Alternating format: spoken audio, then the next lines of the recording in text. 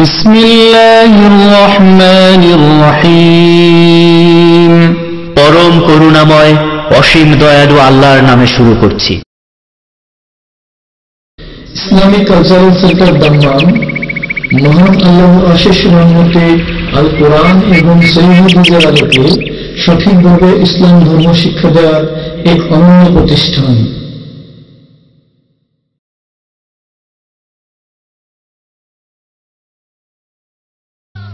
আলো ভেবে আলে আর পিছে ছুটে যারা জীবনকে বরবাদ করেছে, তুমি তাদের দলভুক্ত হইও না।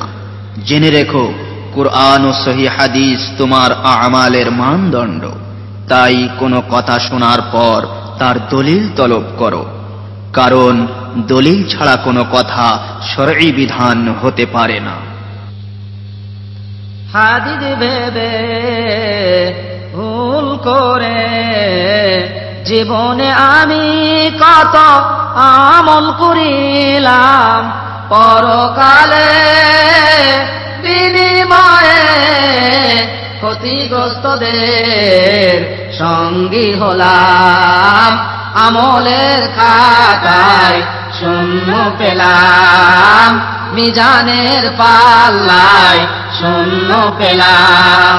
হাদিস ভেবে ভুল করে জীবনে আমি কত আমল করিলাম, পরকালে বিনিময়ে ক্ষতিগ্রস্তদের সঙ্গী হলাম। আমলের খাতায় শূন্য পেলাম, মিজানের পাল্লায় শূন্য পেলাম। নিজের ঘরে রেখে ওহির কালাম, শুনলাম শুধু মোল্লার বদনাম। নিজের ঘরে রেখে ওহির কালাম, শুনলাম শুধু মোল্লার বদনাম। অন্ধ থাকায় সহিহ হাদিস নাহি চোখে দেখলাম, আমলের খাতায় শূন্য পেলাম, মিজানের পাল্লায় শূন্য পেলাম। হাদিস ভেবে ভুল করে জীবনে আমি কত আমল করিলাম, পরকালে বিনিময়ে ক্ষতিগ্রস্তদের সঙ্গী হলাম। আমলের খাতায় শূন্য পেলাম, মিজানের পাল্লায়। বিসমিল্লাহির রহমানির রহিম। আলহামদুলিল্লাহি রাব্বিল আলামিন ওয়াস সালাতু ওয়াস সালামু আলা সাইয়্যিদিল মুরসালিন নবিয়িনা মুহাম্মদ ওয়া আলা আলিহি ওয়া সাহবিহি আজমাইন ওয়া মান তাবিআহুম বিইহসানিন ইলা ইয়াউমিদ্দিন। আম্মা বাদ। ফাকাদ ক্বালা আল্লাহু তাআলা ফিল কুরআনিল কারীম বা'দা আউযু বিল্লাহি মিনাশ শাইতানির রাজীম। ইন্না নাহনু নাযালনা যিকরা ওয়া ইন্না লাহু লাহাফিজুন। আল্লাহ পাক রব্বুল আলামিনের সমস্ত প্রশংসা যে আল্লাহ পাক কোরআনে কারীমের হেফাজতের দায়িত্ব নিয়েছেন এবং কোরআনে কারীমের সর্বোত্তম তাফসীর, কোরআনে কারীমের পরে রাসূলুল্লাহ সাল্লাল্লাহু আলাইহি ওয়াসাল্লামের হাদিস, তারও সুরক্ষার হেফাজতের আল্লাহ পাক জিম্মা নিয়েছেন। এই মর্মে মহান আল্লাহ পাক ইরশাদ করেছেন, ইন্না নাহনু নাযালনা যিকরা ওয়া ইন্না লাহু লাহাফিজুন। নিশ্চয় আমি উপদেশ নাজিল করেছি এবং তার অবশ্যই হেফাজত করব, সুরক্ষা করব। কোরআনে কারীমের হেফাজত শব্দের আল্লাহ পাক হেফাজত করেছেন, আর অর্থের হেফাজতের জন্য উলামায়ে কেরাম, যারা উলামায়ে হক, কোরআন এবং হাদিসের কথা বলেন, ওহীর কথা বলেন, তাদের দ্বারা আল্লাহ পাক কোরআনের খিদমত করিয়েছেন। রাসূলুল্লাহ সাল্লাল্লাহু আলাইহি ওয়াসাল্লামের হাদিসের হেফাজত করেছেন। রাসূলুল্লাহ সাল্লাল্লাহু আলাইহি ওয়াসাল্লামের হাদিসের হেফাজতের জন্য আল্লাহ পাক সাহাবায়ে কেরামদের জামানার পরে বড় বড় মুহাদ্দিসিনে কেরাম পয়দা করেছেন, যারা হাদিস সহি, জয়ীফ, জাল সবগুলির ভাগ করে সহি হাদিসকে বাছাই করে নিয়েছেন, কেমন করে সহি হয়, আর সহি বিশুদ্ধ সূত্রে নবী করিম সাল্লাল্লাহু আলাইহি ওয়াসাল্লাম থেকে প্রমাণিত হাদিসের জন্য শর্তই বাকি আর কেমন গুণ হওয়া উচিত, এই সমস্ত কায়দা কানুন এবং সেই সবের জন্য বড় মেহনত পরিশ্রম করা, তা আল্লাহ পাক তাদেরকে করিয়েছেন। এইভাবে আল্লাহ পাক কোরআন এবং হাদিসের হেফাজত করেছেন। যদি আল্লাহ পাক রাসূলের হাদিসের হেফাজত না করতেন এইভাবে, তাহলে সাধারণ মানুষ তাদের শরীয়ত জানতে পারতো না কোনটা ঠিক আর কোনটা ভুল, কোনটা আসল শরীয়ত আর কোনটা বানাওয়াট। ইহুদি নাসারাদের ধর্মের মতো হয়ে যেত। যেমন তাওরাত, ইনজিল, বাইবেল পড়ে আর বেদ পড়ে কেউ বলতে পারবে না যে কোনটা ভালো কথা, কোনটা আসল এই ধর্মের কথা, ঈসা আলাইহিস সালামে নিয়ে আসা কথা, মুসা আলাইহিস সালামে নিয়ে আসা কথা, আর কোনটা বানাওয়াট কথা পরবর্তীতে সংযোজিত করা হয়েছে, বাড়ানো হয়েছে, এসব বলাই মুশকিল। তো আল্লাহ পাক রব্বুল আলামিন লাখ লাখ শুকরিয়া যে আল্লাহ পাক শেষ দিন, যেই দিন কিয়ামত পর্যন্ত যেই দিনের কিতাব, যেই দিনের বিধান, যেই দিনের হুকুম আহকাম, যেই শরীয়ত মানব জাতির জন্য কিয়ামত পর্যন্ত অব্যাহত থাকবে, তার হেফাজত আল্লাহ পাক করেছেন। আমাদের বিষয়বস্তু হচ্ছে জয়ীফ এবং জাল হাদিস। জয়ীফ মানে হচ্ছে দুর্বল হাদিস, আর মওদু মানে হচ্ছে জাল হাদিস। দুর্বল এবং জাল হাদিস বা জয়ীফ এবং দাঈফ এবং মওদু হাদিস। বিশেষ করে মওদু হাদিস, জাল হাদিসগুলি উল্লেখ করব, তার সাথে সাথে কিছু জয়ীফ দুর্বল হাদিস। কারণ দুর্বল জয়ীফ হাদিসের সংখ্যা অনেক বেশি, অনেক বেশি জাল হাদিসের তুলনায়। এমনিতে জাল হাদিসই অনেক, আর জাল হাদিসের চাইতে অনেক বেশি সংখ্যায় জয়ীফ দুর্বল হাদিস রয়েছে। সুতরাং দুর্বল হাদিসের আলোচনা যদি আমরা শুরু করি, বিষয়বস্তু বানাই দুটোই, তাহলে আমাদের যে সপ্তাহে একটা আলোচনা বা 2 সপ্তাহে একটা আলোচনা, তাতে বছরকে বছর কতদিন পার হয়ে যাবে আমরা পৌঁছিতেই পারবো না আসল উদ্দেশ্যে। সুতরাং আমরা জাল হাদিস থেকে বিশেষ করে সতর্ক করার উদ্দেশ্যে জাল হাদিস সম্পর্কে আলোচনা করব। কারণ জাল হাদিস বর্ণনা করাও হারাম একমাত্র সতর্ক সাবধান করার উদ্দেশ্য ছাড়া, আর জাল হাদিসের উপর আস্থা করাও হারাম, জাল হাদিস মোতাবেক আমল করা হারাম। জাল হাদিস যেই ব্যক্তি জেনে শুনে বয়ান করবে বা জানার সুযোগ আছে তারপরেও জানলো না, হাদিস শুনলো আর বয়ান করে দিল, তাদের জন্য জাহান্নামের কথা নবী করিম সাল্লাল্লাহু আলাইহি ওয়াসাল্লাম বলেছেন। সহিহ মুসলিমের হাদিস, মান কাযাবা আলাইয়া মুতাআম্মিদান ফালিয়াতাবাওয়া মাকআদাহু মিনান নার। যেই ব্যক্তি জেনে শুনে আমার সম্পর্কে মিথ্যা কথা বলবে, মিথ্যা কথা বলবে জেনে শুনে, আর জানার সুযোগ থাকলে জেনে শুনে বলবে, জানার সুযোগ আছে অথচ জানবে না, ফালিয়াতাবাওয়া মাকআদাহু মিনান নার, তাহলে সে যেন তার স্থান জাহান্নামে তৈরি করে নিক, সে তার জাহান্নামে স্থান তৈরি করে নিক। নবী করিম সাল্লাল্লাহু আলাইহি ওয়াসাল্লাম বলছেন, মানে তার স্থান জাহান্নামে রয়েছে। নবী করিম সাল্লাল্লাহু আলাইহি ওয়াসাল্লাম আরো বলেছেন, জাল হাদিস হয়তো নিজে গড়েনি, কিন্তু জাল হাদিস বয়ান করেছে, অন্যরা গড়েছে, তৈরি করেছে আর নিজে বয়ান করেছে। তো নবী সাল্লাল্লাহু আলাইহি ওয়াসাল্লামের আরেকটি হাদিস রয়েছে, এই হাদিস, মান হাদ্দাসা বিহাদিস, কেউ যদি হাদিস বয়ান করে, ইয়ারা আন্নাহু কাযিব, আর সে বুঝতে পারছে যে হাদিসটা মিথ্যা কথা, বানাওয়াট কথা, ফাহুয়া আহাদুল কাযিবিন, তাহলে সে মিথ্যুকদের একজন, সে মিথ্যুক বা মিথ্যাবাদীদের একজন, তাহলে সেও ঝুঠা, সেও মিথ্যাবাদী। আর মিথ্যুকের জন্য আল্লাহ পাকের কঠোর শাস্তি রয়েছে। কোরআনে কারীম আল্লাহ বলেছেন, লানাতুল্লাহি আলাল কাযিবিন, মিথ্যুকদের উপর আল্লাহ পাকের অভিশাপ রয়েছে, লানত রয়েছে।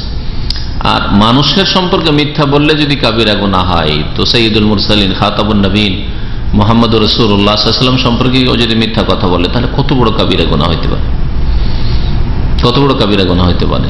আর তাতেই শুধু সীমিত নয়, আমার আপনার সম্পর্কে কেউ যদি মিথ্যা কথা বলে, তাহলে লোকজন যাদের চোখ আছে, শরীয়ত সম্পর্কে জ্ঞান আছে, তারা বলবে যে মতিউর রহমান দলিল নাই, কোরআন হাদিস দলিল, সুতরাং সে যদি এরকম কথা বলেও থাকে তো আমরা নেব না, ঠিক না? কিন্তু মুহাম্মদ রাসূলুল্লাহ সাল্লাল্লাহু আলাইহি ওয়াসাল্লাম সম্পর্কে যদি মিথ্যা বানাওয়াট কোনো কথা বলা হয়, তার নাম হচ্ছে হাদিস। আমার নামে যদি কোনো মিথ্যা কথা বলা হয় যে এই কথা বলেছে বা এরকম ফতোয়া দিয়েছে, তাহলে সেটা হাদিস হবে না। কোরআন এবং হাদিসের সমর্থন যদি থাকে তাহলে সেটা নেওয়ার মতো, আর না হলে ছুঁড়ে ফেলার মতো, ঠিক না? কিন্তু রাসূলুল্লাহ সাল্লাল্লাহু আলাইহি ওয়াসাল্লামের নামে কোনো কথা যদি বলা হয় আর মানুষ যদি বুঝতে না পারে যে সেটা জাল কথা, মিথ্যা কথা, তাহলে সেটার নাম কি? হাদিস, দিন। সেটা নেওয়া, আমল করা ফরজ।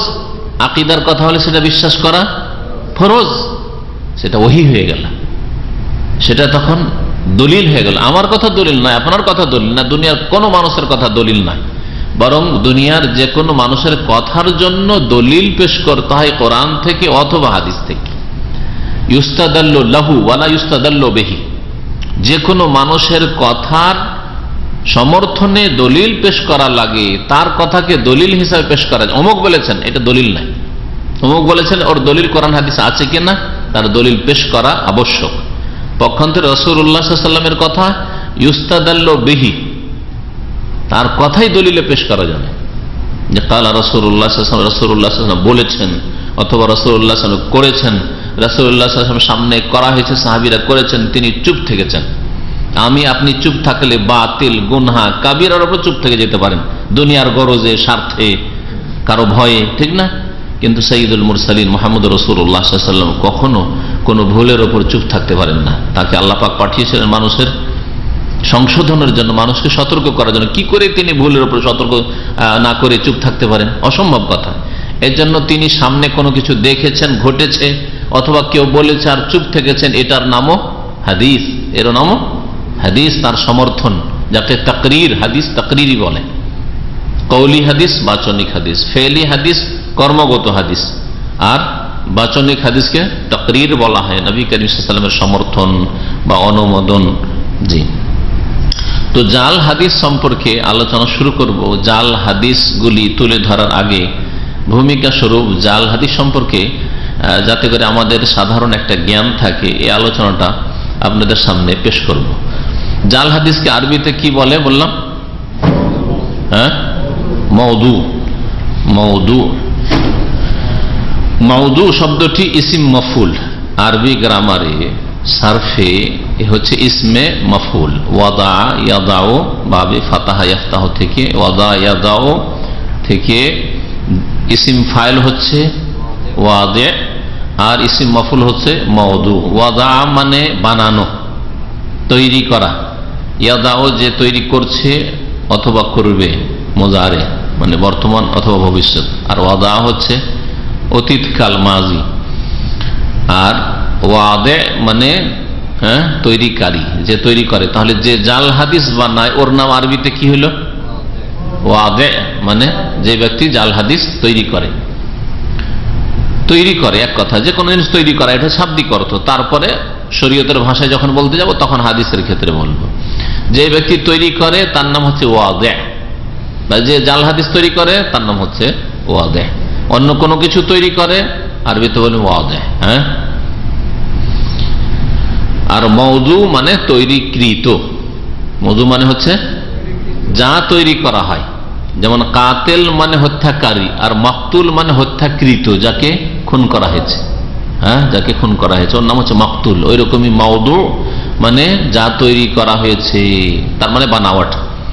বানাওয়াট বস্তু, তৈরি করা বস্তুর নাম হচ্ছে মওদু। তো জাল হাদিসকে মওদু কেন বলে? কারণ সেটা হচ্ছে কোন মানুষের তৈরি করা, কোন মানুষের তৈরি করা। রাসূলুল্লাহ সাল্লাল্লাহু আলাইহি ওয়াসাল্লাম থেকে সেটা প্রমাণিত নয়। ওয়াদা শব্দের একাধিক অর্থ আসে। ওয়াদা মানে ফেলে দেওয়া হয় বা রেখে দেওয়া হয়। হ্যাঁ, ওয়াদা মানে রেখে দেওয়া। ওয়াদা রেখে দেওয়ার অর্থে অনেক ক্ষেত্রে কোরআন এবং হাদিসে ব্যবহার হয়েছে। ওয়াদা তু ইয়াদি, আমার হাতটা এই যে টেবিলে রাখলাম। ওয়াদা তু ইয়াদি, আমার হাতটা রাখলাম আলা তাওয়ালা, টেবিলের উপরে। ওয়াদা রেখে দাও। ওয়াদা মানে ফেলে দেওয়া হয়। ওয়াদা মানে ছেড়ে দেওয়া হয়। ওয়াদা মানে মিথ্যা রচনা করা, ওই অর্থটা আছে এখানে জাল হাদিস গড়ার ক্ষেত্রে। ওয়াদা মানে কোন জিনিসের সাথে কোন জিনিস মিলিয়ে দেওয়া, এইসব অর্থ হয়। তাহলে একটা শব্দের একাধিক অর্থ হয় বিভিন্ন ভাষায়, বিশেষ করে আরবি ভাষায়। আরবি ভাষায় এত ধনী ভাষা, রিচ ভাষা, যে একটা শব্দের অনেকগুলি অর্থ হয়। একটা শব্দের অনেক অর্থ হয়। মুহাদ্দিসিনদের অর্থাৎ হাদিসের পণ্ডিত যারা, হাদিস বিশারদগণ, তাদের পরিভাষায় হাদিস মওদু কাকে বলে? ইমাম ইবনুস সালাহ রাহমাতুল্লাহ আলাইহি উসুলে হাদিস বা মুস্তালাহুল হাদিসের প্রথম দিকের, যখন হাদিসের কায়দা কানুন প্রথম দিকে তৈরি হয় বেশ ভালোভাবে, তখনকার যুগের তিনি একজন মুহাদ্দিস। তার কিতাব আছে উলুমুল হাদিস।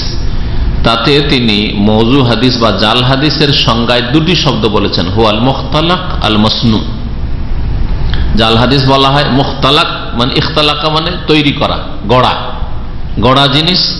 আল মাসনু যা তৈরিকৃত, মুখতালাক মানে গড়ে নেওয়া বস্তু, আর মাসনু মানে তৈরিকৃত বস্তু। যেই কথা বা কাজ তৈরি করা নেওয়া হয়েছে বা গড়ে নেওয়া হয়েছে, রাসূলুল্লাহ সাল্লাল্লাহু আলাইহি ওয়াসাল্লাম বলেননি, রাসূলুল্লাহ সাল্লাল্লাহু আলাইহি ওয়াসাল্লাম করেননি, রাসূলুল্লাহ সাল্লাল্লাহু আলাইহি ওয়াসাল্লামের সাথে এটা ঘটেনি, রাসূলুল্লাহ সাল্লাল্লাহু আলাইহি ওয়াসাল্লাম সম্পর্কে এরকম হয়নি, কিন্তু সেটা গড়ে নেওয়া হয়েছে অথবা তৈরি করা হয়েছে, এর নাম হচ্ছে জাল। এমনকি নবী সাল্লাল্লাহু আলাইহি ওয়াসাল্লামের জিন্দেগি সম্পর্কে, নবী সাল্লাল্লাহু আলাইহি ওয়াসাল্লাম হুলিয়া মুবারক সম্পর্কে, দৈহিক গঠন সম্পর্কে অনেক জাল কথা গড়া আছে, নাই? নবীর ছায়া পড়তো না, কি বলবেন এটাকে? জাল, এটা মিথ্যা কথা। মশামাছি বসতো না, নবী করিম সাল্লাল্লাহু আলাইহি ওয়াসাল্লামের পেশাব পায়খানা কখনো দেখা যেত না। শুনেছেন এগুলো কথা বিদ্যার্থীদের কাছ থেকে? পেশাব পায়খানা কখনো দেখা যেত না।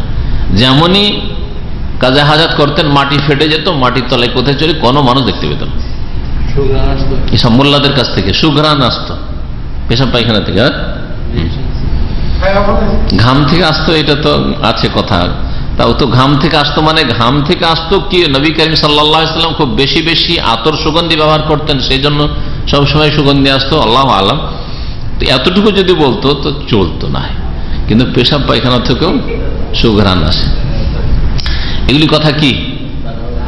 হ্যাঁ। তো নবী করিম সাল্লাল্লাহু আলাইহি ওয়াসাল্লামের যে শারীরিক গঠন অথবা আখলাক চরিত্র সম্পর্কে অনেক জাল কথা রয়েছে, অনেক জাল কথা রয়েছে।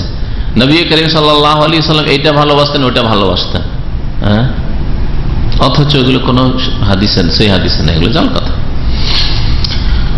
নবী করিম সাল্লাল্লাহু আলাইহি ওয়াসাল্লাম সম্পর্কে শুনেছেন যে গুড় মিষ্টি খুব খাইতেন, আর একটা লোক বাচ্চা নিয়ে আসলো, আসার পরে তুমি এক সপ্তাহ পরে আসি।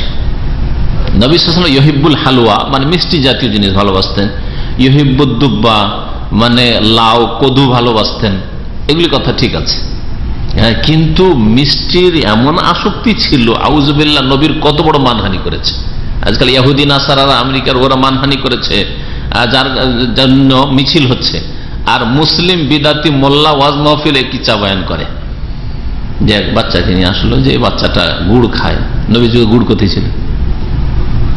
যাই হোক, ধরে নিলাম যে মিষ্টি ছিল, আমাদের দেশের লোকেরা গুড় খাওয়া লোক, সেই জন্য গুড় দিয়ে ওয়াজ করে গুড় দিয়ে, কিন্তু গুড় বলে।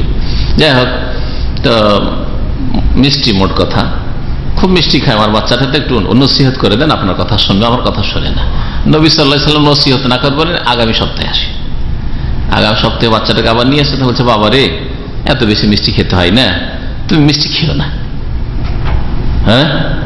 তখন ছেলের বাবা বলছে ইয়া রাসূলুল্লাহ, এই কথাটাই বলার ছিল তো গত সপ্তাহে বলে দিতেন, এক সপ্তাহ পরে আসিও। ভাবলাম যে কি করবেন না করবেন, কি বলবেন, আর আবার ওই কথা, এই কথাটা গত সপ্তাহে বললেই তো হইতো। তখন নবী করিম সাল্লাল্লাহু আলাইহি ওয়াসাল্লাম নাকি বললেন, বিদাতি বেয়াদবরা বলছে যে বাবা রে, আসলে বলিও না, আমারই খারাপ অভ্যাস ছিল একটু গুড় খাওয়া বা মিষ্টি খাওয়া, তো আমি এক সপ্তাহে চেষ্টা করি, এক সপ্তাহ লাগলো ছাড়তে। কেমন নবী যে এক সপ্তাহ লাগলো ছাড়তে বিদাতি মোল্লাদের কাছে। যদি আমার সম্পর্কে বলেন যে একটা খারাপ অভ্যাস ছাড়তে আমাকে এক সপ্তাহ লেগেছে, তাহলে আমার মানহানি হবে। কেন আমাকে এক সপ্তাহ কেন লাগবে? যদি আমি কামেল মুমিন হব বা কামেল মুমিন হওয়ার চেষ্টা করবো, তা কেন এটা হবে? দুর্বলতা না এটা আমার? হতে পারে আমার মধ্যে, কিন্তু বড়ই কমজোরি এটা, যে এক সপ্তাহ লাগবে একটা বদ অভ্যাস ছাড়তে। এক সপ্তাহ লাগলো, এক সপ্তাহ নবী করিম সাল্লাল্লাহু আলাইহি ওয়াসাল্লাম নিজের অভ্যাসটা ছেড়ে দিয়ে তারপরে তিনি বললেন একেবারে জাল। এইরকম বহু জাল কথা নবীর সিরাত, সুরাত, জীবনী, আখলাক, চরিত্র এবং দৈহিক গঠন সম্পর্কে বহু বিদাত রয়েছে। নবীর জন্ম সম্পর্কে এমন বিদাতি কথা রয়েছে যে অবাক হয়ে যাবে। নবীর সাধারণভাবে যেমন জন্ম হয় ওই রকম জন্ম হয়নি, সাধারণভাবে যেমন জন্ম হয় তেমন ভাবে জন্ম হয়নি। নাবিদি, আবু সুফিয়ান কাদরি, তাফাজ্জুল, এইসব কবর পূজারী মুশরিক গুলো বয়ান করে গেলেন। যাই হোক, আসল দার্স থেকে এখন অন্যদিকে বেরিয়ে চলে যাচ্ছি। শুধু বললাম যে জাল নবীর কথার ক্ষেত্রে জাল গড়েছে, কর্মের ক্ষেত্রে জাল গড়েছে, তারপরে নবী সাল্লাল্লাহু আলাইহি ওয়াসাল্লামের সামনে অনুমোদন, এইসব ক্ষেত্রে জাল গড়েছে। নবী সাল্লাল্লাহু আলাইহি ওয়াসাল্লামের আখলাক, সিরাত, সুরাত, চরিত্র এবং সৃষ্টিগত যেসব গুণ, এসব ক্ষেত্রে জাল গড়েছে বিদআত পূজা যুগে যুগে। অসৎ উদ্দেশ্য নিয়ে আর বিভিন্ন নানান উদ্দেশ্য নিয়ে জাল গড়া হয়েছে। বিদাতিরা বিদাতকে প্রচার করার আর তার সমর্থনে যাতে করে কিছু সাপোর্ট পাওয়া যায়, সেই জন্য শক্তিশালী করতে পারে বিদাতকে, সেই জন্য গড়েছে। আর অন্যরা অনেক অনেক বিভিন্ন দুনিয়াবী উদ্দেশ্য নিয়ে জাল করেছে, সেগুলি বলবো ইনশাআল্লাহ। তো জাল হাদিসের সংজ্ঞায় দুটো শব্দ, আল মুখতালিক বা মুখতালাক, আল মুসনু, গড়া এবং বানাওয়াটকে জাল বলা হয়। ইবনে সালাহ রাহমাতুল্লাহ বলেছেন। অন্যান্যরা একটু লম্বা করে বলেছেন, মা নুসিবা ইলা রাসূলিল্লাহ সাল্লাল্লাহু আলাইহি ওয়াসাল্লাম ইখতিলাকান ওয়া কাযিবান মা লাম ইয়াকুলহু আও ইয়াফআলহু আও ইউকিরহু। রাসূলুল্লাহ সাল্লাল্লাহু আলাইহি ওয়াসাল্লামের সাথে মিথ্যা বানিয়ে যা সম্পৃক্ত করা হয়েছে, যা তিনি বলেননি করেননি, তার সমর্থনও দেননি, এমন কিছু রাসূলুল্লাহ সাল্লাল্লাহু আলাইহি ওয়াসাল্লামের সাথে সম্পৃক্ত করা হয়েছে। তিনি এই বলেছেন, তিনি এই করেছেন, তার সামনে এইরকম করা হয়েছে, অথচ এগুলি হয়নি।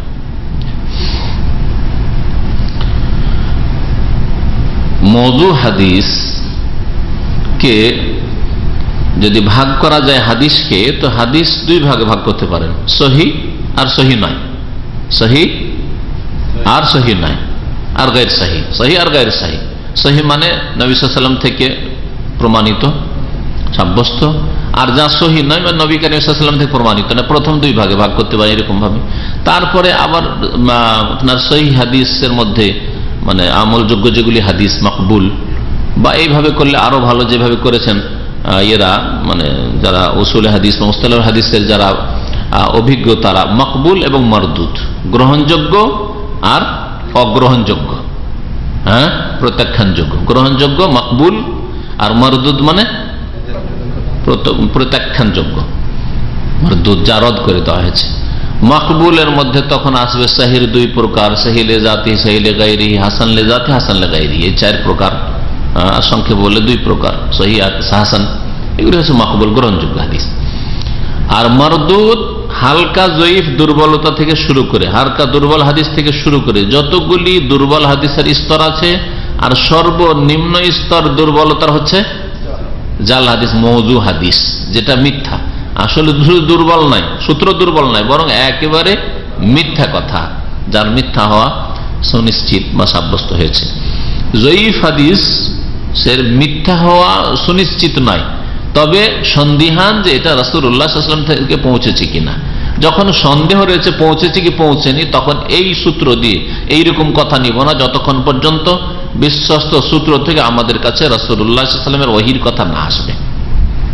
কারণ এটা শরীয়তের ব্যাপার, সন্দেহের ভিত্তিতে ধর্ম পালন করবে না, না হলে ধর্মের অনেক কিছুই সন্দেহযুক্ত হয়ে যাবে, যার ফলে জয়ীফ হাদিস প্রত্যাখ্যাত, মারদুদ, জয়ীফ হাদিসও নেওয়া যাবে না।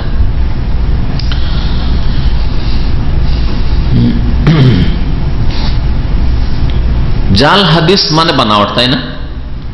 হাদিস মানে তো রাসূলুল্লাহ সাল্লাল্লাহু আলাইহি ওয়াসাল্লামের কথা, বা কাজ বা অনুমোদন। তো জাল তো মানুষের বা অন্য মানুষের বানানো, তাহলে এটা তো আসলে যদি চিন্তা করে দেখা যায় একটু গভীর ভাবে, তাহলে এটা হাদিসই নয়। এটা কি হাদিসই নয়। কিন্তু মুহাদ্দিসিনে কেরামরা হাদিস কেন বলেছেন? যে যেই ব্যক্তি গড়েছে সে হাদিস বলে গড়েছে, সেই জন্য হাদিস বলা হয়েছে। কিন্তু আসলে জাল হাদিস হাদিস নয়, জাল হাদিস হাদিসই নয়। জি, মুহাদ্দিসিনে কেরাম, উলামায়ে কেরাম জাল হাদিস সম্পর্কে যদি বলতে চান তাহলে কিভাবে বলেছেন? কয়েকটি ভাষা দিয়ে তারা বলেছেন। প্রথম স্পষ্ট ভাষা, তারা বলেছেন মওদু। মওদু মানে হচ্ছে তৈরিকৃত জাল হাদিস, বানাওয়াট, বাতিল। কখনো কখনো বলেছেন হাজাল হাদিস ও বাতিল, এটা হচ্ছে বাতিল। যদি কোনো হাদিস সম্পর্কে বলা থাকে বাতিল, তার মানে সেটা হচ্ছে জাল। কখনো বলেছেন কাযিবুন, কাযিবুন বলবেন এটা বেশি শুদ্ধ। আর কিজবুন, আমাদের দেশে ভারত, বাংলাদেশ, পাকিস্তান আলেমরা কিজবুন বলে, এটাও কাযাবা একযেব কিজবুন ও মাসদার আসে। আর কাযেবা একযেব কাযিবুনও, কাযাবা একযেব কাযিবুন ও মাসদার আসে। কিন্তু কাযিবুনটা বেশি শুদ্ধ, বেশি ফাসিহ। আমাদের দেশের মানুষ বেশি ফাসিটা বলতে অভ্যস্ত না, অথচ কোরআনে যারা হাফেজ সাহেব অথবা আলেমরাও কোরআন তো পড়ে, এমনি সাধারণ লোক কোরআন পড়ে। ইউসুফ আলাইহিস সালামের ঘটনায় সূরা ইউসুফে রয়েছে ওয়াজাউ আলা কামিসিহি বিদামিন কাযিব, কিজবুন নেই। কিন্তু কিজবুনটা আমাদের দেশে বেশি খ্যাতি লাভ করেছে শব্দটা, অথচ কোরআনে আছে কাযিব। কিজবুনটা কেন খ্যাতি লাভ করেছে ভাষার ক্ষেত্রে, প্রয়োগের ক্ষেত্রে? সিদকুন আর কিজবুন, সত্যকে সিদক বলা হয় আর সিদকের ওজনে কিজব মিলছে, যার ফলে সিদকুন কিজবুন করে দিয়েছে। বুঝতে পারছেন? আসলে সিদকুন তো স্বীকার শুদ্ধ, কিন্তু কিজবুন ভুল নয়, কিন্তু কিজবুনের চাইতে বেশি শুদ্ধ হচ্ছে কাযিবুন। কাযিবুন যে কোরআনে কারীমে ওমান আযালামু মিম্মান ইফতারা আলাল্লাহি আল কাযিব আছে, আল কাযিব আল কিজবা নেই। আরে কোরআনে কিজবুন ব্যবহার করা হয়নি, কাযিবুন ব্যবহার করা হয়েছে, এই জন্য কাযিব বলাই বেশি ভালো। তারপর এগুলো হচ্ছে স্পষ্ট ভাষা জাল হাদিস সম্পর্কে, মওযু, বাতিল, কাযিব। কখনো কখনো স্পষ্ট নয়, একটু এর চাইতে হালকা, যেমন মুহাদ্দিসিন অনেক সময় বলেছেন হাযাল হাদিস লা আসলা লাহু, এই হাদিসটির কোনো ভিত্তি নেই, লা আসলা লাহু, ভিত্তিহীন। আমরা নিজের ভাষায় বলি ভিত্তিহীন, লা আসলা লাহু, এর কোনো আসল নেই, এর মূল নেই, এর শিকড়ি নেই। লা আসলা লাহু বিহাযাল লাফজ, এইরকম শব্দ দিয়ে কোনো এর ভিত্তি নেই। লাইসা লাহু আসলুন, এই ধরনের শব্দ তারা বলে থাকেন। কখনো কখনো তারা বলেন হাযাল হাদিস লা ইয়াসিহু, এটা শুদ্ধ নয়, শুদ্ধ নয়, অথচ উদ্দেশ্য হচ্ছে জাল, একেবারে নিচেরটা। শুদ্ধ সহি নয়, শুদ্ধ নয় মানে এই নয় যে জয়ীফ, উদ্দেশ্য তাদের হচ্ছে এটা জাল হাদিস। লা ইয়াসবুত বা লাম ইয়াসবুত, এটা প্রমাণিত নয়। লাম ইয়াসিহা ফি হাযাল বাবে শাই, এই বিষয়ে কোনো শুদ্ধ সহি হাদিস নেই, সহি শুদ্ধ হাদিস নেই, এই ধরনের কথা বলে উদ্দেশ্য তারা করেন জাল হাদিসকে।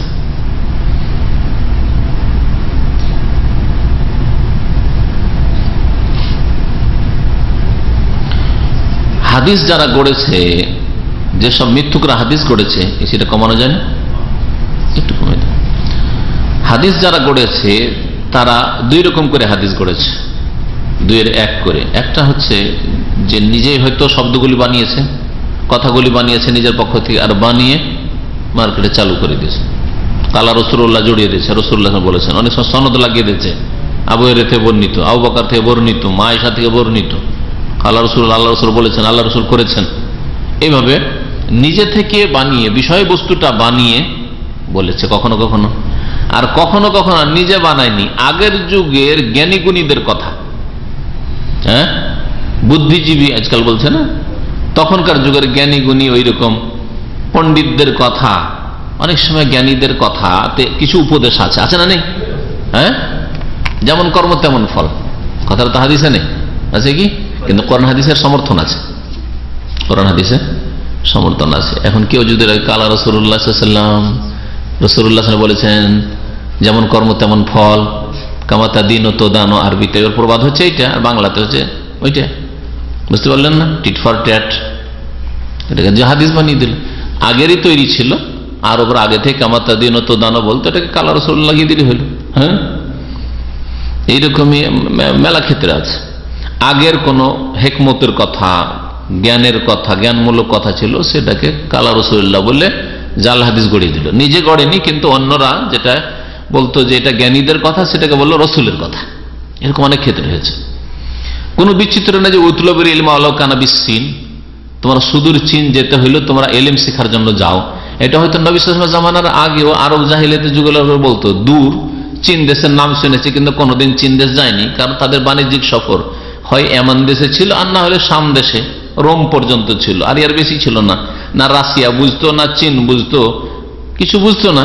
সুতরাং নামটা শুনেছে চীন, সিন, আগের যুগের লোকেরা বলতো।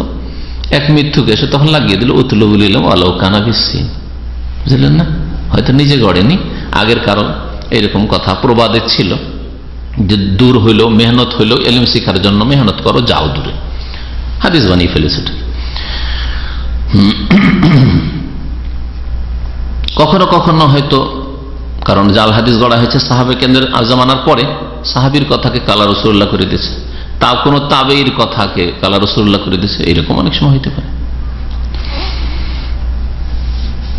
কখনো কখনো অনিচ্ছাকৃত জাল হয়ে গেছে, কখনো কখনো অনিচ্ছাকৃত হয়ে গেছে, ইচ্ছা করেনি, কিন্তু কথা বলেছে, হয়তো নিজের পক্ষ থেকে শ্রোতা শুনে নিয়েছে যে এটা আগে তো কালা রাসূলুল্লাহ বলে বয়ান করেছিল, আর মধ্যখানে নিজের কথা ঢুকিয়েছে, ওইটাকে হাদিস মনে করে নিয়েছে। এরকম হতে পারে, এর উদাহরণ রয়েছে বিভিন্ন হাদিসে। হাদিস গড়া হালাল না হারাম? একেবারে কোন ক্ষেত্রে কোনো রাস্তা নেই মানুষকে উৎসাহিত করার জন্য? হ্যাঁ, মানুষ আজকাল বেদিন হয়ে যাচ্ছে, বেনামাজি হয়ে যাচ্ছে, মানুষ কোরআন তেলাওয়াত করছে না, কোরআন শিখছে না। সুতরাং যদি একটু বেশি করে ফজিলত বয়ান করি, আর বেশি করে শাস্তি বয়ান করি তো একটু ভয় পাবে, এরকম উদ্দেশ্য করা যাবে না, সৎ উদ্দেশ্য নেই। এইরকম এক শ্রেণীর মোল্লারা ছিল এক যুগে। আমি যেটা বললাম, এক শ্রেণীর মোল্লারা আগের যুগে ছিল, আর এখন একদল ওই যে চিল্লা করে, এরা কিন্তু এই কাজটি করে। যত শাস্তি বয়ান করতে পারবে আর যত বেশি ফজিলত বয়ান করতে পারবে, 49 কোটি বললে যেমন তেমন সারা জীবন গুনাহ করেছে, ভাববে যে গুনাহ যদি কইরাও থাকি তার কত কোটি বা করেছি, তো একটা জিকিরে তো 49 কত কোটি, 49 কোটি। কথা বুঝতে পারছেন? তো হাদিস জাল করা এটা সর্ব অবস্থায় হারাম, আপনার উদ্দেশ্য সৎ হোক অথবা অসৎ হোক। ইমাম নওয়াবী রহমতুল্লাহ আলাইহি সহিহ মুসলিমের ভাষ্যকার, 6ষ্ঠ শতাব্দীর ইমাম, তিনি বলছেন কাদ আজমা আহলুল হাল্লি ওয়াল আকদ, সমস্ত উলামায়ে কেরামের ইজমা রয়েছে, উম্মতের হানাফি, শাফি, মালিকি, হাম্বলি, মুহাদ্দিসিনে কেরাম, ফুকাহা, সমস্ত উলামায়ে কেরামের একমত হয়ে তারা বলেছেন, ঐক্যমত রয়েছে কিসের উপর? আলা তাহরিমিল কাযিব আলা আহাদিন নাস, কোন মানুষ সম্পর্কে মিথ্যা কথা বলা, এটাই হারাম, এর উপরে ইজমা রয়েছে। কোন মানুষ সম্পর্কে, একটা লোক চুরি করেনি চোর বলা সবার কাছে হারাম, ঠিক না? একটা লোক নামাজ পড়ি না আর বলে নামাজ পড়ে, অনেক সময় বলে, অনেক সময় এইগুলো বলে মহিলারা ভালোবাসার খাতিরে স্বামীর কি করে বদনাম করো, না না আমার স্বামী নামাজ পড়ে। একজন আমার পরিচিত মানুষ, তার স্ত্রী MA পাস, স্ত্রী নামাজ পড়ে, আর ও হচ্ছে অফিসার, স্বামী হচ্ছে অফিসার। স্ত্রী নামাজ পড়ে, স্বামী মাঝে মধ্যে জুম্মা পড়ে, কখনো একাদক্ত পড়ে। তো জিজ্ঞাসা করলাম, পরিচিতদের মধ্যে যেহেতু, জিজ্ঞেস করলাম যে কি ভাই নামাজ পড়ে? তো বলছে হ্যাঁ ভাই, হ্যাঁ ভাই, আপনার ভাই নামাজ পড়ে। মানে আসল খবর নিয়ে দেখা গেল যে কখনো কখনো সপ্তাহে 1 দিন 2 দিন, কখনো একবার পড়ে নিল বা জুমা পড়লো। তো অনেকে ভাবে যে জুমা পড়লি নামাজ পড়ে, অথবা স্বামী সম্পর্কে কি করেই বলবো যে নামাজ পড়ে না, হ্যাঁ, বা মাঝে মধ্যে পড়ে মাঝে মধ্যে পড়ে না। এইরকম জামাই সম্পর্কে কি করে বলবো নামাজ পড়ে না, বা জামাই দেখতে এসছে, গ্রামের লোকে জিজ্ঞাসা করলে কি করে বলবো বিয়েটা ভেঙে যাবে, নামাজ পড়ে না পড়ে না। এই মিথ্যা কথা বলা জায়েজ? হারাম। যে কোনো মানুষ সম্পর্কে সুনামের হোক আর দুর্নামের হোক মিথ্যা কথা বলা হারাম। ফাকাইফা বিমান কাউলুহু শারউন ওয়া কালামুহু ওয়াহিয়ুন, তাহলে সাধারণ মানুষ সম্পর্কে যদি মিথ্যা কথা বলা হারাম হওয়ার উপর ইজমা থাকে, ঐক্যমত থাকে, তাহলে এমন ব্যক্তিত্ব যার কথা হচ্ছে শরীয়ত আর যার বাণী হচ্ছে ওহী, তার সম্পর্কে মিথ্যা কথা বলা সম্পর্কে কোনো দ্বিমত থাকতে পারে? যে সৎ উদ্দেশ্য নিয়ে বলছি, ভালো নিয়ত নিয়ে, যে নবীর সাপোর্টার বাড়বে, নবীর উম্মত বাড়বে, নামাজের সংখ্যা বাড়বে, কোরআন শিক্ষাকারী, কোরআনের হাফেজ বাড়বে, সেই জন্য দিলাম বাড়ি একবারে ফজিলত, চলবে না? চলবে না। ওয়াল কাযিবু আলাইহি কাযিবুন আলাল্লাহি তাআলা, আর এমন এক ব্যক্তিত্ব যে যার সম্পর্কে মিথ্যা বলা হচ্ছে আল্লাহ পাক সম্পর্কে মিথ্যা কথা বলা। আমার সম্পর্কে মিথ্যা কথা বললে আল্লাহ সম্পর্কে মিথ্যা কথা বলা হইল আমার দোষ, খুব বেশি হইলে আমার সম্পর্কে যদি সাব্যস্ত করে দেয় মিথ্যা বলে হইচই করে, তাহলে আমার দোষ, হ্যাঁ, শরীয়তের দোষ না, নবীর দোষ না। কিন্তু রাসূলুল্লাহ সাল্লাল্লাহু আলাইহি ওয়াসাল্লাম সম্পর্কে কেউ যদি মিথ্যা কথা বলে তাহলে আল্লাহ সম্পর্কে সে মিথ্যা কথা বলল, আল্লাহর উপর দোষ আরোপ করল। ক্বালা তাআলা, মহান আল্লাহ ইরশাদ করেছেন, ওমা ইয়ানতিকু আনিল হাওয়া, নবী করিম সাল্লাল্লাহু আলাইহি ওয়াসাল্লাম খেয়াল খুশি কথা বলতেন না, হাওয়া মনে যা আসলো তাই বলে দিলেন, হ্যাঁ, কুপ্রবৃত্তির অনুসরণে কথা বলতেন না। ইন হুয়া ইল্লা ওয়াহয়ুন ইউহা, তা কিছুই হতো না একমাত্র ওহী ছাড়া, যা তার উপর ওহী করা হইতো। অর্থাৎ যা কিছুই তিনি বলতেন তা ওহীর ভিত্তিতেই বলতেন। সূরা নাজমের আয়াত নম্বর 9-10। নবী করিম সাল্লাল্লাহু আলাইহি ওয়াসাল্লামের কঠোর বাণী রয়েছে, যারা জাল হাদিস গড়ে তাদের সম্পর্কে বললাম। বেশ কিছু হাদিস, একটা আর বেশি বাড়াবার দরকার নাই। এখন কোন ব্যক্তি যদি জাল হাদিস গড়ে থাকে তো ওর তওবা কবুল হবে কি হবে না এই সম্পর্কে সহি মত হচ্ছে যদি খালেস অন্তর থেকে তওবা করে তো তওবা কবুল হবে। লা খিলাফ বাইনাল উলামা আন্না তাওবাতুল ওয়াদি মাকবুলাতুন, ওয়াদি হাদিস জালকারী যে তওবা করে তো তওবা কবুল হবে। আল্লাহ পাক বলেছেন ওমান তাবা ওয়া আমানা ওয়া আমিলা আমালান সালিহান ফাআমিলা সালিহান ফাইন্নাহু ইয়াতুবু ইলাল্লাহি মাতাবা। কেউ যদি তওবা করে এবং ঈমানের নবায়ন করে আর নেক আমল করে তাহলে বোঝা গেল যে তওবা করলে তার আমল পরিবর্তন হইতে হবে। এখনো বলছে তওবা করেছি, লোকেরা বলছে তওবা করেছে, আর এখনো ওই রকমেরই স্বভাব, বাড়াবাড়ি শরীয়ত সম্পর্কে কথাবার্তা বলে, মশলা দিয়ে কথাবার্তা বলে, কিছু আছে না লোকেরা যারা ধর্মের নামে মরিচ মশলা দিয়ে কথাবার্তা বলে, তাহলে কোথায় সংশোধন হইল তারা? তো যদি নেক আমল করে তাহলে সেই ব্যক্তি আল্লাহর দিকে তওবা করলে আল্লাহ পাক তওবা কবুল করবেন। তওবা তো কবুল হইতে পারে আল্লাহ পাকের কাছে, কারণ আল্লাহ পাক শিরক ছাড়া, এমনকি শিরকের গুনাহও যদি তওবা করে মওতের আগে তাহলে আল্লাহ পাক মাফ করে দেবেন। কিন্তু তার হাদিস কবুল করা যাবে কিনা? যেই ব্যক্তি একবার জাল হাদিস গড়েছে, পরে যদি সে বলে যে আমি তওবা করে নিয়েছি, লোকেরা বলে লোকটা ভালো হয়ে গেছে, তো এর হাদিস নেওয়া যাবে কি যাবে না এই সম্পর্কে দ্বিমত রয়েছে। ইয়ারাল ইমাম আহমদ ওয়া আবু বকর আল হুমাইদি শাইখুল বুখারী ওয়া গায়রুহুম আন্নাহু লা তুকবালু রিওয়ায়াতু আবাদান। জাল হাদিস গড়া কত বড় যে অপরাধ যে সেই লোকের হাদিস নেওয়া যাবে না। ইমাম আহমদের মতে, ইমাম আবু বকর হুমাইদি ইমাম বুখারী রাহমাতুল্লাহ আলাইহির শেখ উস্তাদ, যার থেকে হাদিস সহিহ বুখারীতে অনেকগুলি বর্ণনা করেছেন, ইমাম বুখারী রাহমাতুল্লাহ আলাইহি বলেছেন যে লা তুকবালু রিওয়ায়াতু আবাদান, এর হাদিস কখনো নেওয়া যাবে না। যে ব্যক্তি জাল কথা বলেছে রাসূলুল্লাহ সাল্লাল্লাহু আলাইহি ওয়াসাল্লাম সম্পর্কে তার হাদিস কখনো নেওয়া যাবে না। কারণ একটা সন্দেহ, কি জানি বলছে তওবা করেছি, কিন্তু হতে পারে যে নবী সম্পর্কে মিথ্যা কথা বলছে, বা ওর পানিশমেন্ট শাস্তি স্বরূপ, যে তোমার শাস্তি হচ্ছে যে যতদিন তুমি দুনিয়াতে থাকবে তোমার কথা নেওয়াই যাবে না শরীয়তে। হাদিস কালা রাসূলুল্লাহ করেছেন বলেছেন, এই কথা কবুল করা যাবে না।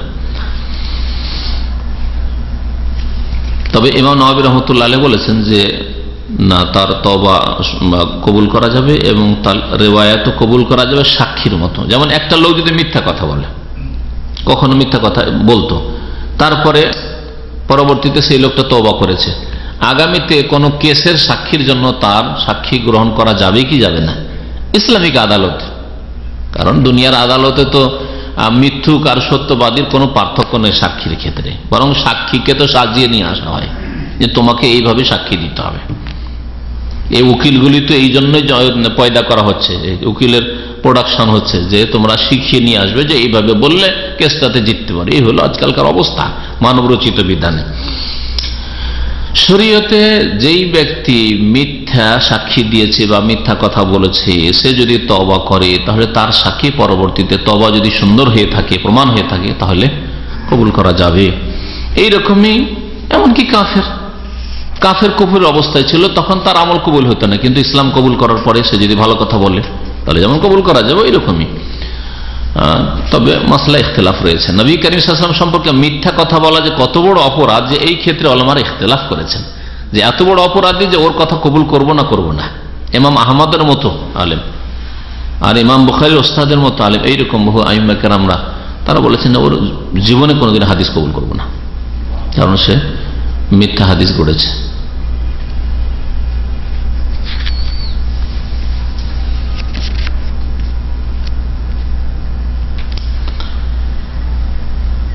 জাল হাদিস মোতাবেক আমল করা যাবে? আমল করা যাবে না, জানাই রয়েছে। আল আমালু বিল হাদিসিল মাওদু হারামুন বিল ইজমা। জাল হাদিসের উপর আমল করা যে হারাম, এর উপর ইজমা রয়েছে সমস্ত আইম্মায়ে কেরাম, উলামায়ে কেরামদের। কোন মাযহাবের কোন আলেমের ইমামের এই ক্ষেত্রে ইখতিলাফ নেই। কারণ জাল হাদিস দিয়ে যে কথাটা প্রমাণ হলো সেটা শরীয়ত না বিদআত? বিদআত, নতুন কথা, শরীয়তে নেই, এই জন্য তো জাল হাদিস। ওটা জাল হাদিস মানে শরীয়তের বাইরের জিনিস। লিআন্নাহু ইবতিদাউন ফিদ্দীন বিমা লাম ইয়াযান বিহিল্লাহ, কারণ এটা দ্বীনে এমন নতুন কথা আবিষ্কার করা যার অনুমতি আল্লাহ পাক দেননি, না কোরআনে আছে না রাসূলের সহিহ হাদিস রয়েছে। ইয়াকুলু সাল্লাল্লাহু আলাইহি ওয়াসাল্লাম, নবী করিম সাল্লাল্লাহু আলাইহি ওয়াসাল্লাম বলেছেন ওয়া শাররুল উমুরি মুহদাসাতুহা, সবচেয়ে নিকৃষ্ট কাজ হচ্ছে ধর্মের নামে মুহদাসাত, নতুন নতুন কাজ। ওয়া কুল্লু মুহদাসাতিন বিদআ, আর প্রত্যেক নতুন নতুন কাজ হচ্ছে যা ধর্মের নামে হয় তা হচ্ছে বিদআত, তার নাম হচ্ছে বিদআত। ওয়া কুল্লু বিদআতিন দালালা, আর প্রত্যেক বিদআত হচ্ছে গুমরাহি। আর নাসাইতে আরো বাড়তি আছে কুল্লু দালালাতিন ফিন্নার, প্রত্যেক গুমরাহির পরিণাম হচ্ছে জাহান্নাম। সে বিদআত জাহান্নামে চিরকাল রাখবে, কিছু বিদআতের ক্ষেত্রে যদি কুফরি শিরক পর্যন্ত পৌঁছায়, আর না হলে দীর্ঘকাল রাখবে, কিছু কাল রাখবে, বা কবরের আযাব দিয়ে মাফ হবে যদি অল্প স্বল্প বিদআত থাকে, অথবা দুনিয়ার শাস্তি আযাব পেয়েও মাফ হইতে পারে। আর এইভাবে শাস্তির অনেক সময় যোগ্য কিন্তু অনেক নেক আমল আছে, যার ফলে আর অল্প বিদআত আছে, আল্লাহ পাক মাফও করতে পারেন তার রহমতে অথবা নবী সাল্লাল্লাহু আলাইহি ওয়াসাল্লামের শাফাআতে। এখন যে বিষয়টা বেশি জরুরি সেই বিষয়টা নিয়ে আলোচনা করি, সেটা হচ্ছে যে নবী করিম সাল্লাল্লাহু আলাইহি ওয়াসাল্লামের হাদিসে জাল আসার কারণ কি, জাল হাদিস কেন আসলো।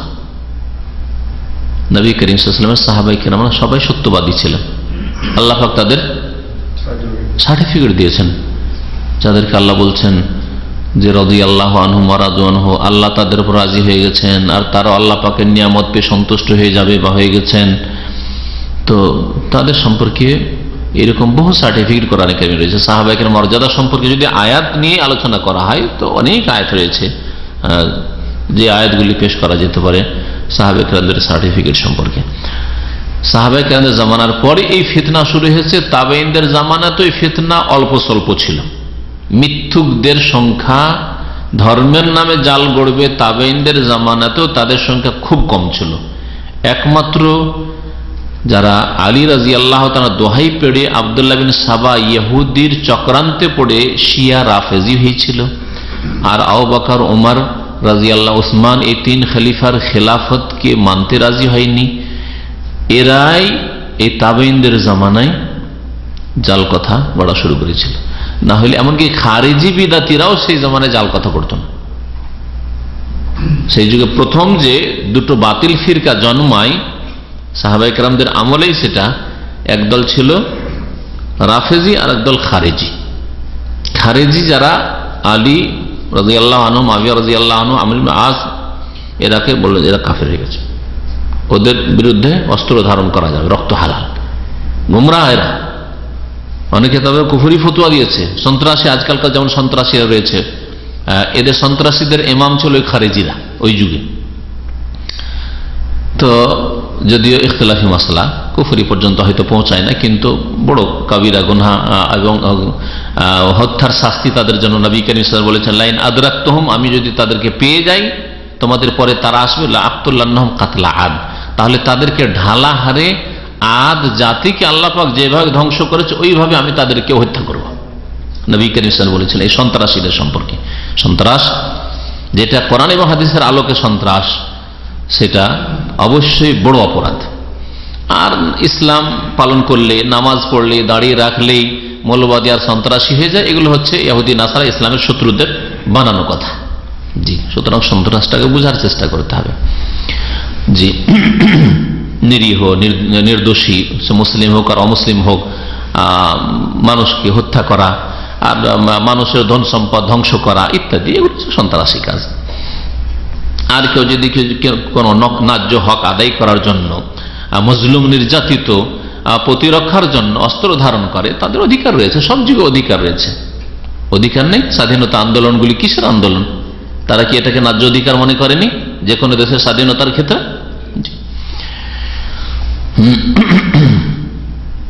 তো হাদিস যে গড়ল যে লোকেরা, সেসব লোকদের পিছনে কারণ কি ছিল, কেন হাদিস গড়ল? বিভিন্ন কারণ উলামায়ে কেরামগণ উল্লেখ করেছেন। তার একটি কারণ হচ্ছে রাজনৈতিক মতবিরোধ, ইখতিলাফ সিয়াসি। সিয়াসত মানে হচ্ছে রাজনীতি, আর ইখতিলাফ মানে হচ্ছে মতবিরোধ বা মতনৈক্য। সিয়াসি ইখতিলাফ, রাজনৈতিক মতবিরোধের কারণে আমাদের দলটাকে শক্তিশালী করতে হবে, আমরা যে মতাদর্শের উপর আছি সেটাকে বলিষ্ঠ করতে হবে, সেই জন্য হাদিস গড়া শুরু করলো। আর এই প্রথম এই ফিতনা শুরু হয় উসমান রাদিয়াল্লাহু তাআলা আনহুর শাহাদাতের পর। ফাটল ধরে। আর তারপরে ধীরে ধীরে এই ইখতিলাফ জটিল হতে থাকে, আর প্রত্যেকে নিজের নিজের দলকে শক্তিশালী করার জন্য মিথ্যা কথা গড়তে শুরু করে। এই হচ্ছে রাজনৈতিক বিরোধ। রাজনৈতিক বিরোধে উমাইয়া গোত্রে যখন হুসাইন রাদিয়াল্লাহু তাআলা আনহুর শাহাদাতের পরে আরো বেশি চরম অবস্থা সৃষ্টি হলো, তাই না? এখন উমাইয়া গোত্রের খেলাফতের সুনামে যারা তাদের সাপোর্টার হাদিস গড়া শুরু করলো, যারা হুসাইন রাদিয়াল্লাহু তাআলা আনহুর এমন ভক্ত যে একেবারে উলুহিয়াত পর্যন্ত পৌঁছে দিয়েছে, ইয়া আলী ইয়া হুসেন করনেওয়ালা যারা, তারা তখন এর সমর্থনে, শিরক কুফরের সমর্থনে হাদিস গড়া শুরু করলো। এটা হচ্ছে রাজনৈতিক বিরোধের কারণে জাল হাদিস গড়া। সে কোনো খলিফার সমর্থনে হোক বা কোনো বংশের সমর্থনে হোক, যে বংশ রাজ ক্ষমতায় রয়েছে, এইভাবে হয়েছে। বিশেষ করে আব্বাসী খেলাফতের যুগে, যখন যে যুগটা ছিল হাদিস সংকলনের যুগ, তখন আব্বাসীয়দের পক্ষে, আব্বাসীয়দের সাথে উমাইয়া গোত্রের এমন যুদ্ধ হইল আর এমন করে খুন করা হলো যে এক একটি বাচ্চাকে উমাইয়া গোত্রের সন্ধান করে কোথায় আছে, একটা নাবালক বাচ্চা থাকলে কোথায় আছে, এ যদি লুকিয়ে থাকে তাহলে কোনোদিন আমাদের কাছ থেকে রাজত্ব, আমাদের এই আব্বাসীয় বংশের কাছে রাজত্ব কেড়ে নিতে পারে, সুতরাং একটা বাচ্চাকে রাখা যাবে না। এমন ভাবে খুন করেছে তারা। এই রাজনৈতিক লড়াই, এই গতির লড়াই বিপজ্জনক খাতারনাক লড়াই, যা আজকেও দেখতে পাচ্ছেন। এর জন্য হক না হোক আর ভালো মন্দের কোনো পার্থক্য নেই, গদি টিকলেই হইল, নেতৃত্বে পৌঁছলেই হইল। আজকে গণতান্ত্রিক পদ্ধতির কথা বলছে, কিন্তু কোথায় গণতন্ত্র? আসলে এইসব লড়াই আর কাটাকাটি, মারামারি আর এই মানবরচিত বিধানে কি করে শান্তি আসবে যদি আল্লাহ পাকের কোরআন কারীম আর রাসূলের হাদিস থেকে দূরে সরে যায় মানুষ। তো এই ছিল একটা কারণ জাল হাদিস গড়ার। আর একটা হচ্ছে ধর্মীয় ইখতিলাফ, রাজনৈতিক ইখতিলাফ। আর দ্বিতীয় কারণ জাল হাদিস গড়ার হচ্ছে ধর্মীয় ইখতিলাফ, আকীদার ইখতিলাফ, মাসলা মাসাইলের ইখতিলাফ। মানে ইখতিলাফ হয়েছে, আর আমরা যেটা মসলা বিশ্বাস করি, যে আকীদা বিশ্বাস করি, তার সমর্থনে হাদিস পাচ্ছি না, গড়ে দেয় একটা হাদিস। আর সেই যুগটা হাদিস এখনো কিতাবের আকারে আসেনি, হ্যাঁ, বা হাদিস সংকলন চলছে কিন্তু এইভাবে কিতাবে লিপিবদ্ধ হয়নি। এই যুগটা ছিল প্রথম শতাব্দী, দ্বিতীয় শতাব্দী, তৃতীয় শতাব্দী পর্যন্ত। এই যুগগুলি ছিল সবচেয়ে বেশি জাল হাদিস গড়ার যুগ। তো বিভিন্ন লোক এইভাবে জাল হাদিস গড়েছে নিজের স্বার্থে, এমনকি নিজের ইমামের প্রশংসায়। আর যে বিরোধী ইমাম তার কুৎসায় জাল হাদিস গড়েছে। এর একটা নজির হচ্ছে মামুন বিন আহমদ দাজ্জাল কাজ্জাব, মিথ্যুক। মামুন বিন আহমদ ইরাকের কোন এক মসজিদের সম্ভবত কুফার খতিব ছিল, আর কত বড় যে মিথ্যুক ছিল। আর ইমাম আবু হানিফা রাহমাতুল্লাহ আলাইহির অন্ধভক্ত, আর এমন যে অবৈধ নাজায়েজ অন্ধভক্ত। এক হচ্ছে ভক্ত হওয়া, আর একটা হচ্ছে নাজায়েজ ভক্তি। নাজায়েজ ভক্তি হচ্ছে যে ভালোবাসতে বাসতে তার সম্পর্কে জাল কথা অনেক করা, আর তার যদি কেউ বিরোধিতা করে এক দুটো মাসলায়, তাহলে তাকে একবার ডুবিয়ে দেওয়া। জাল হাদিস গড়েছে অনেকগুলি, তার মধ্যে একটি জাল হাদিস এই মামুন বিন আহমদ মিথ্যুকের হচ্ছে ইয়াকুনু ফি উম্মতি রাজুলুন ইউকালু লাহু আবু হানিফা। আমার উম্মতে একটা লোক পয়দা হবে নবীর নামে, কালা রাসূলুল্লাহ বলে বর্ণনা করছে। রাসূলুল্লাহ সাল্লাল্লাহু আলাইহি ওয়াসাল্লাম বলেছেন, আমার উম্মতে একটা লোক পয়দা হবে যার নাম হবে আবু হানিফা। যার নাম হবে আবু হানিফা। হুয়া সিরাজ উম্মতি, সে হবে আমার উম্মতের প্রদীপ, আমার উম্মতের আলোক, সিরাজ উম্মতি। আর আরেকটা হাদিস কি করলো ইমাম শাফির কুৎসায়, ইয়াকুনু ফি উম্মতি রাজুলুন, আমার উম্মতে একটা লোক পয়দা হবে, হ্যাঁ, ইয়াকুনু ফি উম্মতি ইউকালু লাহু মুহাম্মদ ইবনে ইদ্রিস, তাকে বলা হয় মুহাম্মদ বিন ইদ্রিস। তার নাম হবে কি মুহাম্মদ বিন ইদ্রিস আর শাফি, বাপের নাম ছিল ইদ্রিস আর তার নাম ছিল মুহাম্মদ, ইমাম শাফির নাম। হুয়া আদারু আলা উম্মতি মিন ইবলিস, সে ইবলিসের চাইতে বেশি আমার উম্মতের ক্ষতি করবে। ইমাম শাফি এত ক্ষতি করেছেন। হ্যাঁ, মামুন বিন আহমদ একজন কাজ্জাব দাজ্জাল ছিল, ইরাকি। সে হাদিস গড়ল ইমাম শাফির কুৎসায় যে আমার উম্মতে একটা লোক পয়দা হবে, ওর নাম হবে মুহাম্মদ বিন ইদ্রিস ও আদারু আলা উম্মতি মিন ইবলিস, ইবলিসের চাইতে বেশি আমার উম্মতের ক্ষতি হলো। 3 নম্বর হাদিস শুনেন এই মিথ্যুকের, দাজ্জালের। বলছে মান কারা খালফাল ইমামে মলিয়াফুহু নারান, কেউ যদি ইমামের পিছনে সূরা ফাতিহা পড়ে বা কোনো কেরাত পড়ে, তেলাওয়াত করে, তার মুখে আগুন দেওয়া হবে। এটা এই কাযযাবের গড়া। এটা আমাদের দেশের অনেক জাহেল বক্তারা বা যারা ধর্মান্ধ, মানে মযহাবের অন্ধ, হাদিস সহিহ জয়ীফ দেখা দেখি নেই, জাহিল। জাহেল না হয় মুতাজাহিল, হয় জাহেল আর না হলে মুতাজাহিল। বুঝেন জাহেল আর মুতাজাহিল? জাহেল মানে যে জানে না, সহিহ জয়ীফ জানেই না। অধিকাংশ ওয়াইজ বক্তা আমাদের সমাজের এরা হলো জাহেল, মূর্খ, জানেই না। আর মুতাজাহিল মানে হাদিসের জ্ঞান আছে কিন্তু মযহাবের অন্ধত্বের কারণে সহিহ জয়ীফের জ্ঞান চর্চার সুযোগ থাকা সত্ত্বেও প্রতিপক্ষ যে আছে, যারা বিরোধী, যারা সূরা ফাতিহা পিছনে পড়ে, ওকে হাসতে হাসতে ডুবিয়ে দেওয়ার জন্য বয়ান করে। মুতাজাহিল, জাহেল বনে যাওয়া। জাহেল নয় কিন্তু জাহেল বনে যায়, তৈরি হয়ে যায়। এই কিছু নজির বললাম কেমন জাল হাদিস, মযহাবী ইখতিলাফ, মযহাবী দ্বন্দ্বের জন্য কেমন জাল কথা গড়ে। শুনবেন, আমি যখন বক্তব্য করেছিলাম মযহাবী কন্দল এবং তার অনিষ্ট, তাতে ওই কন্ডিশনগুলো বিভিন্ন কিতাব থেকে অনেক মেহনত করে হাসিল করেছিলাম। এখন সেগুলি কোথায় যে গেছে আল্লাহ জানে। এখন আবার নতুন করে মেহনত করতে হবে, আর না হলে আমার বক্তব্য আমাকে আবার নতুন করে শুনতে হবে। তো ওতে একটা বই এক মিথ্যুক লিখেছিল, আবু সালত তার উপনাম, ইমাম আবু হানিফা রাহমাতুল্লাহ আলাইহির প্রশংসা সম্পর্কে। তাতে লিখেছে যে ইমাম আবু হানিফা রাহমাতুল্লাহ আলাইহি যখন কাবা শরীফ আসলেন, তখন কাবা ঘরের ভিতর থেকে একটা গায়বী আওয়াজ আসলো। গায়বী আওয়াজ আসলো, গায়বী আওয়াজ এসে বলল, হে আবু হানিফা, ইন্নাল্লাহা কাদ গাফারা লাকা ওয়া লিমান তাবিআকা ইলা ইয়াউমিল কিয়ামাহ। আল্লাহ তোমাকে মাফ করে দেওয়ার ঘোষণা করলেন কাবা ঘর থেকে, আল্লাহর ঘোষণা, আর তোমার যত অনুসারী হবে কিয়ামত পর্যন্ত সবকে মাফ। তার সম্পর্ক আব্দুল কাদের জিলানী কিন্তু আবু হানিফার অনুসরণ করেনি মযহাবে, সে হাম্বলি ছিল। কিন্তু আব্দুল কাদের জিলানী মযহাবী দিক থেকে হাম্বলি ছিলেন। তাহলে তো মাফের সার্টিফিকেট তো পেলেন না আব্দুল কাদের জিলানী। এরকম কথা আছে। এগুলো যে যার ভক্ত তার সম্পর্কে কি না করেছে আল্লাহ পাক ভালো জানে। তো যাই হোক, বলছিলাম যে মযহাবী কন্দলের জন্য আর রাজনৈতিক কন্দলের জন্য জাল হাদিস পয়দা হয়েছে। দুটো কারণ শুনলেন তো। 3 নম্বর কারণ শুনেন।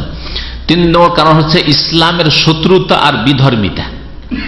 কিছু কাফের অমুসলিমরা ছিল সেই জামানায়, দেখলো যে ইসলাম এত জোরে সোরে পৃথিবীতে ছড়িয়ে পড়ছে, আর একে ঠেকানো যাবে না। তাহলে কি করা যায়? মুসলিমদের মাঝে ধর্মের লেবাস পোশাক পরে আমাদের ঢুকে পড়তে হবে, আর ঢুকে নতুন নতুন বাতিল উদ্ভট ধর্মীয় বিশ্বাস আকীদা পেশ করতে হবে, দিয়ে মুসলিম জাতিকে যারা ইসলামের জন্য এত কঠোর মেহনত পরিশ্রম জিহাদ করছে, এরা ঢুকেছে ইসলামে, এদেরকে আরেক দিক দিয়ে বের করে দিতে হবে, এদের আকীদা কি বরবাদ করে দিতে হবে। এরাকে তখনকার ভাষায় জিন্দিক বলা হতো, নাম শুনেছেন তো এই নামটি। জিন্দিক মানে হচ্ছে বেদিন, বিধর্মী। বিধর্মীরা ইসলামে ঢুকেছিল, নতুন নতুন কথা পয়দা করেছে। যেমন ময়ূরের উপর আল্লাহ পাক রব্বুল আরশের কথা, এই ধরনের কথাবার্তা মেলা কিছু আছে। হ্যাঁ, শুনেছেন এই ধরনের কথা? হ্যাঁ, কিসসা কাহিনী, আজব আজব কথাবার্তা।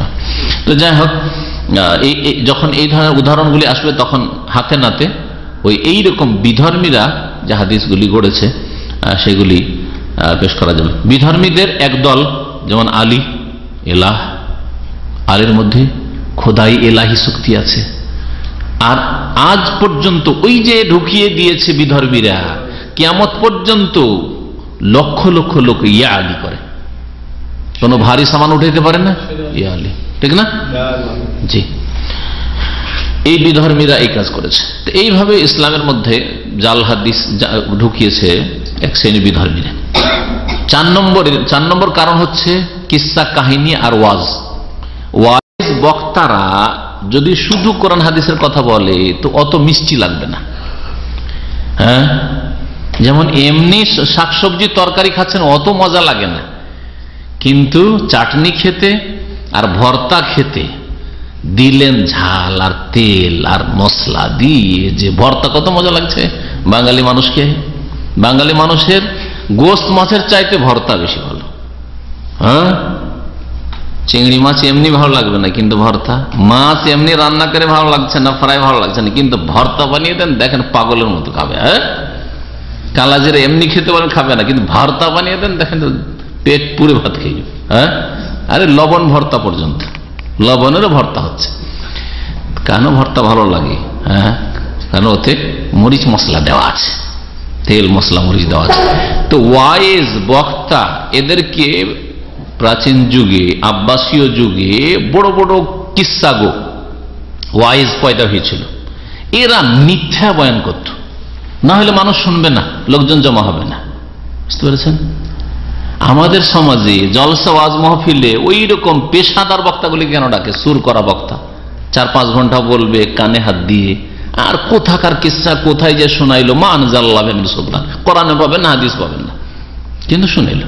সাদ্দাদের কিস্সা কোন আয়াত আছে? একটা হাদিস দেন তো, সাদ্দাদের বেহেশতের ঘটনা, একটা হাদিস, সহি হাদিস আছে।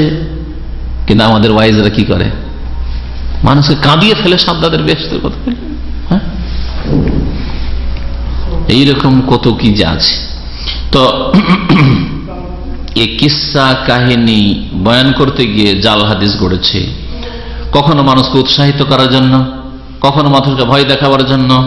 তারগিব তারহিব, তারগিব তারহিবের মধ্যে মানে উৎসাহিত করার জন্য, অনুপ্রেরণা যাতে জাগে ভালো আমল করার জন্য, অথবা ভয় পাই, পাপ করতে যাচ্ছে ভয় পাই, এইরকম জাল হাদিস গড়া শুরু করলো এক শ্রেণীর লোকেরা ওয়াজ করতে গিয়ে, ওয়াইজ বক্তারা। যেমন আমাদের অঞ্চলে এক বক্তার কথা শুনলাম, আমি বাড়িতে ছিলাম, তো এক আমার আত্মীয় এসে শুনাইল যে আমি জলসা শুনতে গেছিলাম, তো শুনে এসে যে ব্যক্তি তাস খেলবে, তাস খেলা জুয়া না, এমনি তাস খেলে, যে আমাদের দেশের লোকেরা অনেক সময় টাইম পাস করার জন্য, যেটা জায়েজ নয়, সময়ের অপচয় এবং আল্লাহর জিকির থেকে গাফিলতি অবশ্যই জায়েজ নয়। যেই ব্যক্তি তাস খেলবে, বলছে তাসটা মারলে, শুনে এসছে ওই ওয়াইজের কাছ থেকে, তাসটা যখন খেলে এরকম করে বলছে মায়ের লজ্জা স্থানে হাত দিল। আমার শোনা, আমার আত্মীয় এক শুনে এসছে ওয়াজ থেকে, বলছে তাস খেললে সে মায়ের লজ্জা স্থানে হাত দিল। এইরকম আগের যুগেও ওয়াইজ আর বক্তা ছিল, আজকালকার কম বক্ত বক্তা। এই বক্তাগুলোকে আমি কম বক্ত কহি, ওই জন্য বক্তা, বক্তা আসলে বক্তা না, বক্ত, আর ওটা কম লাগাইতে হবে, কম বক্ত, কম বক্ত।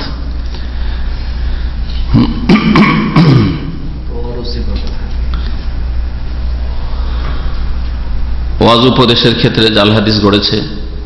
যেমন একজন লোকের কথা শোনেন, মাইসারা বিন আব্দুর রাব্বিহি, লোকটার নাম ছিল মাইসারা, বাপের নাম আব্দুর রাব্বিহি।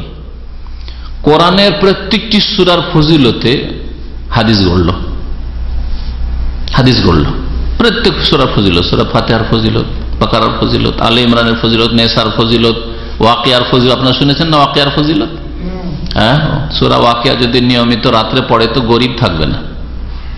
আর এই আমলগুলি সবচেয়ে বেশি ভারত বাংলাদেশে আছে আর নেপালে আছে, তাহলে এই দেশে এত কেন গরিব? কথা বুঝতে পারছেন?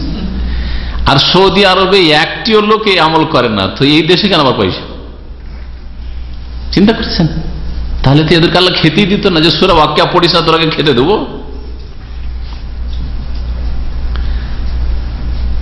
কোরআনের সূরার এক একটি সূরার ফজিলতে নানান হাদিস গড়ল মাইসা বিন আব্দুর রাব্বিহি। তখন ওকে জিজ্ঞাসা করা হলো যে এতগুলি পেলে কোথায় তুমি?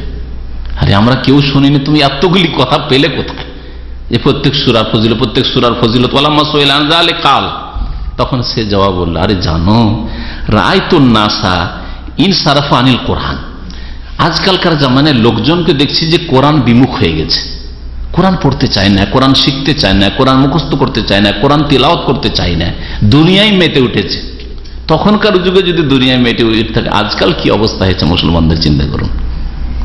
সময় নেই, পয়সা আর পয়সা, মোবাইল কানে লাগিয়ে আছে, রাস্তায় হাঁটছে লাগিয়ে আছে, গাড়িতে লাগিয়ে আছে, কোরআন পড়ার সময় কোথায়?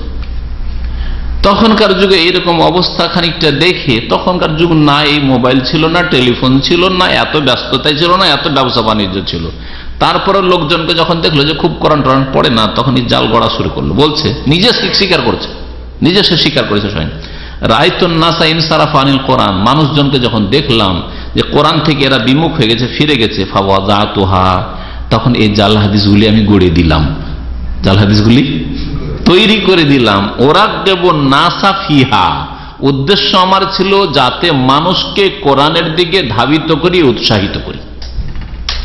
এই জন্য একটু আগে বললাম যে জাল হাদিস গড়া বয়ান করা বা গড়া যাবে না, যাবে না উৎসাহিত করার জন্য যাবে না।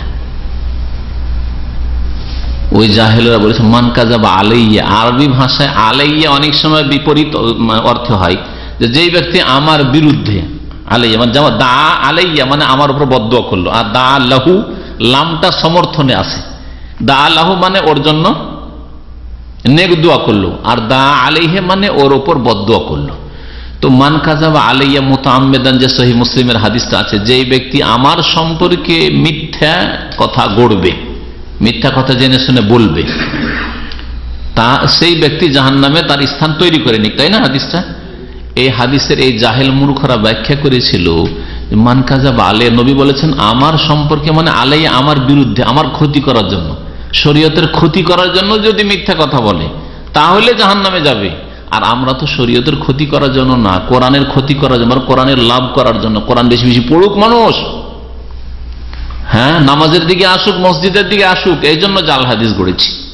দেখছেন কেমন জেহালত। হ্যাঁ, মানে ইসলামের স্বার্থে যদি মিথ্যা কথা বলি তাহলে অসুবিধা নেই। যেমন এক শ্রেণীর লোকেরা আজকাল ওই বাড়াবাড়ি কথাবার্তা এই জন্যই বলে যে মানুষকে আমরা তো ধর্মের কথাই বলছি, সুতরাং জাল জয়ীফ, এমন অসুবিধাটা কি আছে। 6 নম্বর উদ্দেশ্য ছিল পয়সা অর্জন করা, তাকাসসুব, পেট পূজা এবং ধন সম্পদ কি করে আসবে, এই স্বার্থে জাল হাদিস গড়া, এই স্বার্থে জাল হাদিস গড়া। যেখানে দেখতো যে এখানে এইরকম কথা যদি বয়ান করে দিই তাহলে এটা ভালো অঙ্কের পয়সা আসবে, বিশেষ করে নেতাদের কাছে, খলিফাদের কাছে, খলিফার বংশধর পয়সাওয়ালা এরা, এদের সমর্থনে যদি দু একটা জাল হাদিস টাদিস বলে দিই তাহলে এরা আমাদের দান খেরাত করবে, বকশিস দেবে, এই উদ্দেশ্যে গড়া হইতো। 7 নম্বর উদ্দেশ্য ছিল জাল হাদিস গড়ার জাতীয়তা। জাতীয়তা, জাতীয়তা কিরকম? রং বর্ণের জাতীয়তা, গোত্রীয় জাতীয়তা, ভাষার জাতীয়তা, দেশগত জাতীয়তা, আর সবগুলি হারাম। যে কোনো ধরনের জাতীয়তা ইসলামে হারাম, কাবিরা গুনাহ। এমনকি অনেক ওলামারা বলেছেন জাতীয়তা কুফরি। শেখ বিন বাজ রহমতুল্লাহ আলাইহ এবং শেখ সালেহ ফৌজান হাফিজাহুল্লাহর পড়লাম যে জাতীয়তা হচ্ছে কুফরি, কারণ এটা কাফেরদের সাথে মিত্রতা পয়দা করে আর মুসলিম থেকে দূরে সরায়। কি করে?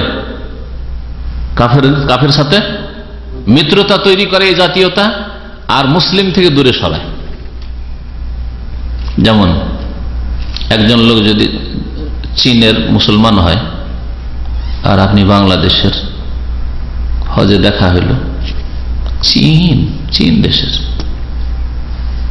কোথায় বাড়ি? ও জাপান, অনেক দূরে, অথচ দিনই ভাই। আল্লাহ কোরআন বলছে ইন্নামাল মুমিনুনা ইখওয়া, মুমিনরা পরস্পর ভাই। ওটা আপনার ভাই ছিল চীনের, ওটা আপনার জাপানের ভাই ছিল, ওটা আমেরিকার ভাই ছিল আপনার, ওটা সৌদি আরবের ভাই ছিল, ঠিক না?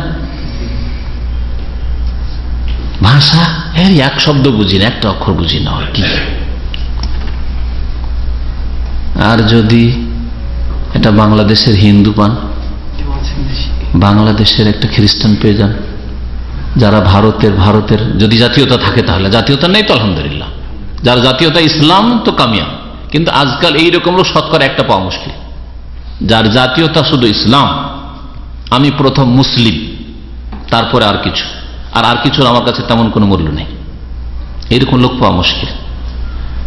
পাকিস্তানের অনেক লোকই বলে যে मैं पहले পাকিস্তানি হুঁ ফির মুসলিম হুঁ। কুফরি কথা। যে কোনো দেশের মানুষের কথা বলে, যে কোনো দেশের মানুষ প্রথম এই ধরনের কথা যদি বলে যে আমি প্রথম পাকিস্তানি, প্রথম বাংলাদেশি, প্রথম ভারতীয়, তারপরে মুসলিম, তাহলে কুফরি কথাটা, কুফরি। আমি প্রথম মুসলিম, আর এটি হচ্ছে আমার সম্পর্কের ভিত্তি। তো জাতীয়তা কয়েক রকমের হয়। একটা হচ্ছে বর্ণগত জাতীয়তা, কালো কালো, সাদা সাদা, কৃষ্ণাঙ্গ আর শ্বেতাঙ্গের যে লড়াই আমেরিকায় চলল, আর সাউথ আফ্রিকায় শুনেছেন আপনারা অনেকে। আর একটা হচ্ছে গোত্রীয় জাতীয়তা। গোত্রীয় জাতীয়তা এক বংশ আর এক বংশে বিবাহ দেবে না, এক গোত্র আর এক গোত্রে বিয়ে দেবে না। আমাদের দেশের যারা চাষি তারা তাঁতির মধ্যে বিয়ে দেবে না, তাঁতিরা এর মধ্যে দেবে না। কত রকমের জাতীয়তা আছে। আমরা সৈয়দ বংশ, আমরা হচ্ছে ভূঁইয়া, সুতরাং এই যে মন্ডল বা এই কি বলছে মিয়া, এদের মধ্যে দেব না বিবাহ শাদী। তাহলে এটা হচ্ছে বংশীয় গোত্রীয় জাতীয়তা। আর একটা হচ্ছে ভাষাগত জাতীয়তা, আর একটা হচ্ছে দেশগত বা ভূমিগত জাতীয়তা। এই সবগুলি জাতীয়তা মুসলিমদেরকে আজকাল ছিন্ন ভিন্ন করে দিয়েছে। মুসলিমরা এসব রোগে জর্জরিত। জাতীয়তা কুফরি কেন? ওলামারা যে বলেছে জাতীয়তা কুফরি, শুধু এমনি পাপ নয় বা এমনি এটা মানে অনইসলামিক বিষয় নয় শুধু, বরং এটা কুফরি কেন? কি বলেছিলাম সংক্ষেপে? যে আল্লাহর শত্রু কাফেরকে আপনজন বানিয়ে দেয় জাতীয়তা, আর আল্লাহর বন্ধু মুমিনকে দূরে সরিয়ে দেয়। বললাম না? ও কোথাকার, ওর ভাষা ইন্দোনেশীয়, ওর ভাষাও বুঝি না। এটা ইন্দোনেশিয়ার সাথে বসতে বললে, খেতে বসতে বলে অরুচি লাগে। ইন্দোনেশি, ওর সভ্যতা আলাদা, ওর দেশ আলাদা, ওর ভাষা একটা বুঝি না, ওর প্লেটে বসতে রুচি হয় না। অথচ সে মুসলিম ভাই, আপনার আমার মুসলিম ভাই। কিন্তু একটা বাঙালি হিন্দুকে যদি আপনার প্লেটে বসিয়ে দেওয়া হয়, একসাথে মেশ করে খাচ্ছেন। বাঙালি খ্রিস্টানকে যদি একসাথে বসিয়ে দেওয়া হয়, হিন্দি ভাষী একটা, কেরালা ভাষী, ইন্ডিয়ান ইন্ডিয়ান, মুসলিম একজন আর একজন কাফের যদি বসিয়ে দেওয়া, অসুবিধা নেই। मैं भी इंडिया का तुम भी इंडिया का, আউযুবিল্লাহ। এই যে মুসলমানের ভাষা, এটা অসুবিধা নাই ভাই, আপনি বাঙালি আমি বাঙালি। একজন আল্লাহর শত্রু, একজন আল্লাহর বন্ধু, কি করে হইতে পারে এটা? অসুবিধা না, আমিও বাঙালি তুমি বাঙালি, অসুবিধা না। আমরা সবাই সৌদি, শিয়া সুন্নি হইলে কি, আমরা সবাই সৌদি। বন্ধু বানিয়ে দিল না কাফেরকে, বন্ধু বানিয়ে দিল না আপনার কে, আল্লাহর শত্রুকে। জি, লা তাত্তাখিযু আদুওয়ি ওয়া আদুওয়াকুম আউলিয়া, আমার শত্রু এবং তোমার শত্রুকে তোমার বন্ধুরূপে গ্রহণ করিও না। এই জাতীয়তাতে আমাদেরকে আপন ভাইদের থেকে দূরে সরিয়ে দিয়েছে, আর শত্রুকে নিকটবর্তী বানিয়ে দিয়েছে।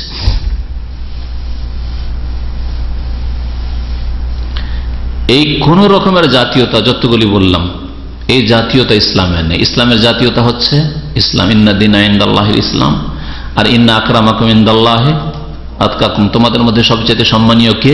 যে ব্যক্তি যত বেশি আল্লাহকে ভয় করে। যে ব্যক্তি যত বেশি আল্লাহকে ভয় করে, সেই ব্যক্তির সাথে তত বেশি আপনার সম্পর্ক হবে, যদি আপনার সত্যি ইমানি জজবা থাকার, ইমানি মহব্বত থাকে। তো এই জাতীয়তার কারণে বেশ কিছু জাল হাদিস গড়া হয়েছে। আরব এক শ্রেণীর লোকেরা আরবি ভাষার ফজিলতে, আর আরব জাতির ফজিলতে, আবার বিভিন্ন বংশ বিভিন্ন বংশের ফজিলতে, বিভিন্ন শহরবাসী বিভিন্ন শহরের ফজিলতে হাদিস গড়েছে। মক্কা মদিনার ফজিলতে হাদিস সহি আছে, শাম দেশের ফজিলতে, ইয়ামানের ফজিলতে হাদিস সহি আছে। কিন্তু এছাড়া ধরেন জিদ্দার ফজিলত জাল হাদিস আছে।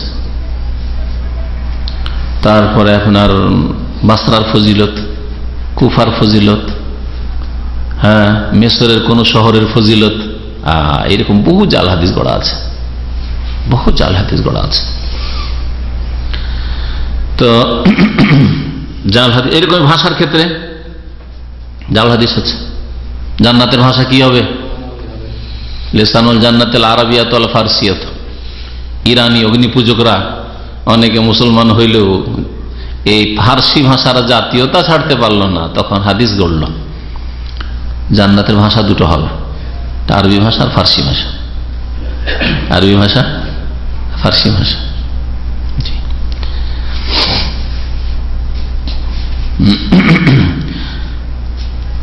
জাল হাদিস যখন এইরকম আসবে উদাহরণ, তখন আরো বুঝতে পারবেন যে কিভাবে জাল হাদিস মানুষ গড়েছে জাতীয়তার ভিত্তিতে। জাল হাদিস গড়েছে 8 নম্বর কারণ, শাসকদের নৈকট্য লাভের উদ্দেশ্যে। রাজা বাদশাদের, মন্ত্রীদের, হ্যাঁ, যারা প্রভাবশালী, তাদের নৈকট্য লাভের উদ্দেশ্যে জাল হাদিস গড়েছে, যাতে করে ওদের মন মেজাজ মুআফিক হাদিস যদি পেশ করে দিই তাহলে বকশিস পাবো, এরকম করেছে। গিয়াস বিন ইব্রাহিম নাখঈ, গিয়াস বিন ইব্রাহিম নাখঈ এই মিথ্যাবাদী ছিল। আগের যুগের রাজা বাদশারা ভোগ বিলাসী তো ছিল, আব্বাসীয় আমলে ভোগ বিলাসী রাজা বাদশারা ছিল। একদিন কবুতর নিয়ে খেলছিল মেহদি, বাদশাহ মেহদি কে জানেন? কি হয়েছে? শেষ হয়েছে, সময় প্রায় শেষ হয়ে গেছে, মেলা সময় হয়ে গেছে। তো ওকে কবুতর নিয়ে খেলতে দেখে ওই মেহদি কবুতর নিয়ে খেলছে, ঠিক আছে, এ যদি একজন আলেম হয়তো, হাক্কানি আলেম, তাহলে দেখে একটু লজ্জা পেত। যেমন একটা লোক তাস খেলছে বা ধূমপান করছে, আমাদেরকে দেখলে অনেকে লজ্জা পায় না? আমাদের আখলাক আমল যদি ভালো থাকে তো লজ্জা পাবে দেখলে। কিন্তু আমরা একটা লোক সিগারেট খাচ্ছে, আসসালামু আলাইকুম, কেমন আছেন, ভালো আছেন, বসেন, লজ্জা পাবে? এটা আলেমদের চরিত্র হওয়া উচিত। সিগারেট খাচ্ছে আর এই পয়সাওয়ালা চৌধুরী সাহেব, মহাজন সাহেব অথবা নেতা সাহেব, মাদ্রাসার সেক্রেটারি, সভাপতি, মুহতামিম, সেই জন্য আসসালামু আলাইকুম, কেমন আছেন, বসেন, না, কখনো না। অন্তর থেকে, কমপক্ষে অন্তর থেকে ঘৃণা হচ্ছে যে আপনি সে মজলিস বর্জন করেন, দেখছেন যে সিগারেট খাচ্ছে, টান দিয়ে ওখান থেকে সরে পড়েন, তাহলে আপনার শ্রদ্ধা থাকবে। ওরাও বুঝে যে কে হক্কানি আলেম আর এগুলি হচ্ছে পয়সা দিয়ে এগুলোকে কেনা যায়, ওরাও বুঝে, নেতারা বুঝে। তো এই বাদশাহ মেহদি খেলা করছিল কবুতর নিয়ে, ওই সময় আর কবুতর খুব খেলা ভালোবাসত। ওকে দেখে এ গিয়াস বিন ইব্রাহিম নাখঈ এসে একটা হাদিস গড়ে দিল। হাদিসে ছিল কিছুটা, ও বাড়িয়ে দিল, লা সাবাকা ইল্লা ফি নাসলিন আও খুফফিন আও হাফিরিন আও জানাহিন বাড়িয়ে দিল।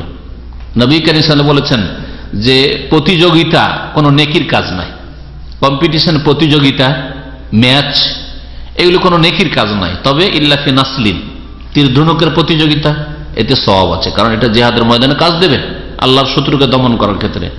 আও খুফফিন, অথবা উটের প্রতি উট দৌড় প্রতিযোগিতা, আও হাফেরিন, অথবা ঘোড় দৌড় প্রতিযোগিতা, এগুলি হচ্ছে নেকির কাজ, কারণ এগুলি প্রত্যেকটা আল্লাহ পাকের দ্বীনকে শক্তিশালী করার ক্ষেত্রে কাজে আসবে।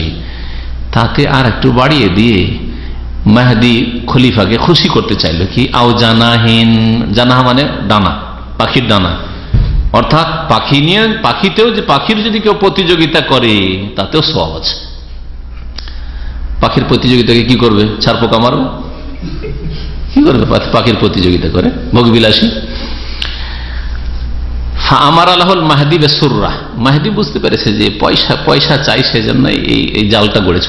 ও তখনকার রাজা বাদশারা দিন সম্পর্কে যথেষ্ট মোটামুটি জ্ঞান রাখত, তারা ভোগবিলাসী হয়ে গেছিল, অঢেল ধন সম্পদ আর নেতৃত্বের কারণে, সেটা আলাদা কথা, কিন্তু তাদের আকীদা এবং হাদিস সম্পর্কে অনেকটা জ্ঞান ছিল। সে বলল যে দেখ, একটা চাঁদের থলে নিয়ে আসো, পয়সাটা দিয়ে দাও, একটা থলে ভর্তি পয়সা ওকে দিয়ে দিল। ফালাম্মা কামা মিন ইনদিল মাহদি, মাহদির কাছ থেকে যখন ওই লোকটা উঠে চলে গেল, এই মোল্লা, বিদাতি মোল্লা যে জাল হাদিস বলল মিথ্যু, কালাল মাহদি, তখন মাহদি বলল আশহাদু আন্না কাফাকা কাফা কাযযাব, আমি সাক্ষী দিচ্ছি যে তোমার এই ঘাটটা, গর্দনটা হচ্ছে মিথ্যুকের গর্দন, তোমার গর্দনটা হচ্ছে মিথ্যুকের গর্দন। দুনিয়ার নেতারা এখন পর্যন্ত হক্কানি আলেমকে শ্রদ্ধা করে এবং জানে যে এরা হক কথা বলবে, এরা হক কথা বলে, কথা বুঝতে পেরেছেন না, যতই বাতিল পন্থী হোক না কেন। আর যারা মিথ্যুক, যারা ধর্মকে বিকৃত করে, তাদেরকেও চেনে। ফালাম্মা খারাজা, যখন ওই লোকটা বেরিয়ে চলে গেল, গিয়াস বিন ইব্রাহিম, আমার আল মাহদি বেজাবিল হামাম, তখন বলে যত কবুতর আছে, আমি যে খেলছিলাম আর এই পাপ করতে ওই লোকটাকে আমি বাধ্য করলাম, কারণ আমি যদি কবুতর নিয়ে খলিফা না খেলতাম তাহলে এই মিথ্যাই জাল হাদিস গড়তো না, সবগুলি কবুতরকে জবাই করে দাও, আর রাখবো না। এই খলিফা অন্তত এই মিথ্যুক মোল্লার চাইতে ভালো। অনেক সময় দুনিয়ার শাসকরা ভোগ বিলাস করলেও ধর্মকে বিকৃত করে না, তারা কি বুঝতে পারলেন কথা। আর বিদাতি মোল্লা ধর্মকে, কোরআন হাদিসের অর্থ বিকৃত করে ধর্মকে বিকৃত করে। এই জন্য দুটো দল আজকাল রাজনৈতিক ময়দানে আছে, একটা দল দুনিয়ার নামে রাজনীতি করছে, তারা ধর্মের অপব্যাখ্যা করে না। আর যারা ধর্মের নাম দিয়ে রাজনীতি করছে তারা ধর্মের অপব্যাখ্যা করছে। কারা বেশি ক্ষতি করছে? যারা ধর্মের অপব্যাখ্যা করছে। শুরা মানে হচ্ছে গণতন্ত্র। আরে শুরা মানে মশওয়ারা না, পরামর্শ নেওয়া। পরামর্শ কি ওই ক্লিনারের কাছে নেবেন, মূর্খর কাছে নেবেন, অশিক্ষিতর কাছে নেবেন না ফাসেক বেনামাজির কাছে নেবেন? হ্যাঁ, আপনার শত্রুর কাছে নেবেন? আর গণতন্ত্রের ভোট শত্রুর নিতে হবে, মিত্রুর নিতে হবে, বেনামাজির নিতে হবে, বেদিনের মদখোরের নিতে হবে, হ্যাঁ, সেনাকারীর নিতে হবে, ঠিক না? তো বলছিলাম যে অনেক সময় দুনিয়ার ভোগবিলাসী শাসক কার চাইতে ভালো? বিদাতি মোল্লার চাইতে ভালো, বিদাতি মোল্লার চাইতে ভালো। আল্লাহ পাক রব্বুল আলামিন যেন আমাদের কোরআন বুঝার এবং কোরআনী জীবন গড়ার তৌফিক দান করেন, আমাদের নিজেদের সংশোধন করার তৌফিক দান করেন, কোরআনে কারীমের দিকে, রাসূলের হাদিসের দিকে দাওয়াত দেওয়ার মানব জাতিকে তৌফিক যেন দান করেন। আল্লাহ পাক আমাদের দাওয়াতে যেন বরকত দান করেন। আল্লাহ পাক আমাদের যেসব ভাইরা বালা মুসিবত রয়েছেন বালা মুসিবত যেন দূর করে দেন। যেসব ভাইরা অসুস্থ রয়েছেন, বোনেরা অসুস্থ রয়েছেন, মুমিন মুমিনাত, আল্লাহ পাক তাদের যেন সুস্থতা দান করেন, তাদের শিফা দান করেন, আরোগ্য দান করেন। আল্লাহ পাক যারা বিপদ আপদে রয়েছে, মজলুম হয়ে রয়েছে, আল্লাহ পাক তাদের জুলমের যেন অবসান ঘটান। আল্লাহ পাক তাদেরকে যেন সম্মানজনক জীবন দান করেন, তাদের বালা মুসিবত যেন দূর করে দেন। আল্লাহ পাক আমাদের গুনাহ খাতা মাফ করে দেন। নবী করিম সাল্লাল্লাহু আলাইহি ওয়াসাল্লামের তরিকায় আমাদেরকে জীবন যাপনের তৌফিক দান করেন।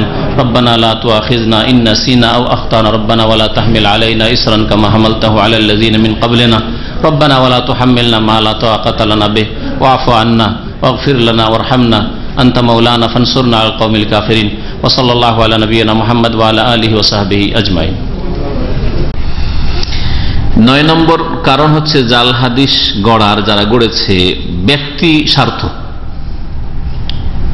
অথবা কারো থেকে কোনো প্রতিশোধ নেওয়া, কারো উপর রাগ আছে, ঝাল আছে, আক্রোশ আছে, প্রতিশোধ নেওয়া কোন ব্যক্তি থেকে অথবা কোন গোষ্ঠী থেকে। অনেক সময় ব্যক্তির ওপর রাগ, অনেক সময় হয়তো ব্যক্তির নয়, একটা গোষ্ঠী, একটা জাতির ওপর আপনার আক্রোশ আছে। যেমন যে কোনো কারণে হোক না কেন, অনেক বাঙালিদের পাকিস্তানের নাম শুনলেই একটা আক্রোশ আছে, জাতির উপর একটা রাগ। ওর প্রেক্ষাপট আছে, অনেক কথাই সহি আছে, অনেক কথাই অতিরঞ্জন বাড়াবাড়িও আছে। যারা এইসব অপরাধ করেছে তারা দুনিয়া থেকে চলে এসে আল্লাহর কাছে ওর শাস্তি পেয়েও গেছে, যে পক্ষেরই হোক না কেন। তো যাই হোক, এইরকম হয়ে থাকে। তো যেই যুগটা ছিল হাদিস সংকলনের যুগ, হাদিস চর্চার যুগ, সেই যুগে এইরকম ব্যক্তি স্বার্থকে শক্তিশালী করার জন্য অথবা কারো থেকে প্রতিশোধ নেওয়ার জন্য কোনো ব্যক্তি বা গোষ্ঠী থেকে এইরকম জাল হাদিস গড়া হয়েছে। এর উদাহরণ দিতে গিয়ে একটা ঘটনা উল্লেখ করেছেন হাদিস বিশারদরা, যে সাদ বিন তুরাইফ বলে একজন লোক ছিল, পেশাগত সে মুচি ছিল। মুচি বুঝেন? কাকে বলে মুচি? আমরা আঞ্চলিক ভাষায় চামার বলি। চামার, হ্যাঁ, মানে চামড়ার কাজ যারা করে ওরা হলো চামার। যদি আমাদের সেই চামারটা আবার গাল হিসাবে ব্যবহার হয়, হ্যাঁ, কিন্তু আসলে এটা পেশা মুচি। একদিন ওর ছেলে, এই সাদ বিন তুরাইফের ছেলে, মুচি ছেলে, একদিন কাঁদতে কাঁদতে বাড়ি চলে এসছে। মক্তবে পড়াশোনা করতো। মক্তব বুঝেন? ছোট মাদ্রাসা, কায়দা আমপাড়া পড়ার মাদ্রাসা, কোরআন পর্যন্ত পড়া যায়, মসজিদ ভিত্তিক যেসব মাদ্রাসা অথবা ছোট ক্লাসে পড়ায় মক্তব। ছেলেকে জিজ্ঞাসা করলো, কেন কান্না করো তুমি, কাঁদছো কেন? ফাকালা দারাবানিল মুআল্লিম, আমাকে ওস্তাদে মেরেছে। ফাকালা সাদ, তখন ওই মুচি সাদ বলছে, আমা ওয়াল্লাহি লা আখুজিয়ান্নাহুম, আল্লাহর কসম করে বলছি আজকে ওকে লাঞ্ছিত করে ছাড়বো। তোমার শিক্ষককে তোমাকে মেরেছে, লাঞ্ছিত করে ছাড়বো, আজকে অপদস্থ করে ছাড়বো একবার। করলো কি? সুম্মা ওয়াদা হাদিসান কালাফি, তারপর একটা হাদিস গড়ে দিলা। এই মক্তবের শিক্ষকদের, মানে ছোট ধরনের শিক্ষক, কায়দা আমপাড়া কোরআনের শিক্ষকদের দুর্নামে, যে নবী সাল্লাল্লাহু আলাইহি ওয়াসাল্লাম এদেরকে নোংরা নিকৃষ্ট বলেছেন, এই বলে একটা হাদিস গড়ে দিলাম। সে হাদিসটা খুব প্রসিদ্ধ হাদিস, জাল হাদিস। মুআল্লিমু সিবিয়ানিকুম শিরারুকুম, মুআল্লিমু সিবিয়ান, সিবিয়ান সাবিয়ন মানে অপ্রাপ্তবয়স্ক নাবালক ছেলেরা, তোমাদের নাবালক ছেলেদের শিক্ষকরা তোমাদের সমাজের সবচাইতে খারাপ মানুষ, নিকৃষ্ট মানুষ। মুআল্লিম ও সিবিয়ানেকুম সেরা রেকুম, এই হাদিস গড়ি দিল, বিয়ে সমাজে চালিয়ে দিল। যত এই মোল্লা আছে, ছোট ধরনের, আমাদের দেশে আবার এক শ্রেণীর লোকের আবার মোল্লা সবাইকে বলে না, আমাদের দেশে ভাগ আছে এগুলো, মোল্লা, মৌলভি, মৌলানা, কথা বলতে পারছেন, মোল্লা মুন্সি কাছাকাছি, তারপরে মৌলভি, মৌলানা, তারপরে তখন আল্লামা, অমুক তমুক, এই ভাগ আছে। এগুলো মানুষের মন গড়া দেশাচার ভাগ। যাই হোক, তো তোমাদের নাবালক ছেলেদের শিক্ষকরা হচ্ছে তোমাদের সমাজের নিকৃষ্ট মানুষের। আরো 10 নম্বর কারণটা দিয়ে শেষ করছি। এছাড়াও বেশ কিছু কারণ আছে, কিন্তু প্রসিদ্ধ কারণগুলি এগুলি জাল হাদিস সাধারণত মুসলিম সমাজে ছড়িয়ে পড়ার। সেটা হচ্ছে খ্যাতির উদ্দেশ্যে। সাধারণ কথাবার্তা বললে তো মানুষ চেনবে না, সুতরাং আজব কথা বলতে হবে, আশ্চর্যজনক কথা বলতে হবে, হ্যাঁ, মানুষকে একেবারে চমকে দিতে হবে। হ্যাঁ, এমন এমন কথা বলতে হবে, আরে এতদিন জীবনে তো শুনিনি, জীবনে তো জানেননি, এতদিন আমরা শুনলাম না, তাহলে তো মানে যদি মানুষের উপর আস্থা জন্মে নিতে পারে তাহলে বিশ্বাস করে ফেলল। হাদিস গড়ার ক্ষেত্রে এইরকম এক শ্রেণীর লোকেরা নিজের খ্যাতির জন্য, নিজে প্রসিদ্ধ হওয়ার জন্য, অথবা সাথী সঙ্গী সেই সমসাময়িক লোকদের ওপর প্রাধান্য লাভের উদ্দেশ্যে জাল হাদিস গড়েছে। আর জাল হাদিসের জামানার পরে কিছু লোকেরা নতুন নতুন ফতুয়া দিয়ে, আজকাল এই রকমের কিছু লোক পয়দা হচ্ছে, নতুন নতুন ফতুয়া, কোরআন হাদিসে নেই, কোরআন হাদিসে ওর শক্তিশালী কোনো দলিল নেই, মজবুত দলিল নেই, কিন্তু নতুন একটা ফতুয়া দিতে হবে। নতুন ফতুয়া দিলে মানুষে আকৃষ্ট হবে, মানুষে চেনবে। এই ধরনের মন মানসিকতা কিছু লোকের আছে, যার ফলে আজব আজব ফতুয়া দেয়। এই ধরনের ফতুয়া থেকে বাঁচা উচিত। ফতুয়ার ক্ষেত্রে আলেম সমাজকে নসিহত করব যে তারা যেন তাদের বিগত বড় আলেমরা কি ফতুয়া দিয়েছেন, কোরআন সুন্নাহর আলেমরা, আমি বলছি না যে বিদাতি আলেমরা, তাদের জন্য আদর্শ কোরআন সুন্নাহর আলেমরা, শুরু করে সাহাবায়ে কেরামের জামানা থেকে সাহাবায়ে কেরামরা এই বিষয়গুলি সম্পর্কে কেমন মন্তব্য করেছেন, কি বলেছেন, তাবেঈনরা কি বলেছেন, তাবেঈনরা কি বলেছেন, এগুলো হচ্ছে স্বর্ণযুগ। আর তারপরে আইম্মায়ে কেরাম দলিল নয়, কিন্তু তার একজন দলিল নাই, কিন্তু সকলেই তারা এই ব্যাপারে কিছু বলেননি বা অন্য একটা মত পোষণ করেছেন। আপনি একটা নতুন মত পেশ করলেন, আপনারটা ঠিক। 1400 বছর পরে আপনি একজন মৌলভী সাহেব, আপনি আল্লামা না ইমাম হত দূরের কথা, আপনার ফতোয়া ঠিক হয়ে গেল। আর এতগুলো আইম্মায়ে কেরাম একজনকে বলছি না, আবু হানিফা শুধু, ইমাম শাফি শুধু, তো আমি বলছি না। ওটা হতে পারে যে অন্যের কাছে, ইমাম শাফির কাছে সহি ফতোয়া না থাকলে ইমাম মালিকের কাছে আছে হয়তো এই বিষয়ে, কোন বিষয়ে ইমাম আবু হানিফার কাছে সহি ফতোয়া আছে, অন্যের কাছে হয়তো দুর্বল ফতোয়া আছে, হইতে পারে। কিন্তু সবাই এর উল্টো দিয়ে গেছে, আর আপনি আজকে 1200, 1300, 1400 বছর পরে এসে নতুন ফতোয়া হবে ওইটাই ঠিক, আপনি একেবারে ইসলামের ইতিহাসকে উপেক্ষা করে গেলেন, এটা কখনো সত্যের সন্ধান নাই। তবে এই বক্তব্যটা যদি আরেকটু ক্লিয়ার হয়ে না শোনেন তাহলে অনেকে গোমরা হবেন। অনেক সময় মধ্যখানে এমন মানুষের উপর পর্দা পড়েছে বাতিলের, যার ফলে মধ্যযুগে যে শিরক বিদআত শুরু হয়েছে, সুফিবাদ, পীর মুরিদি শুরু হয়েছে, এটাকে হক মনে করছে। এখন যদি কেউ পীর মুরিদির বিরুদ্ধে, কবর মাজার পূজার বিরুদ্ধে, এই পীর মুরিদের যে বায়াত এর বিরুদ্ধে বলে, তো বলছে নতুন কথা না, এটা নতুন কথা না, এটা সাহাবায়ে কেরামদের জামানার কথা, তাবেঈনদের জামানার কথা, তাবেঈনদের জামানার কথা, এটাই আসল।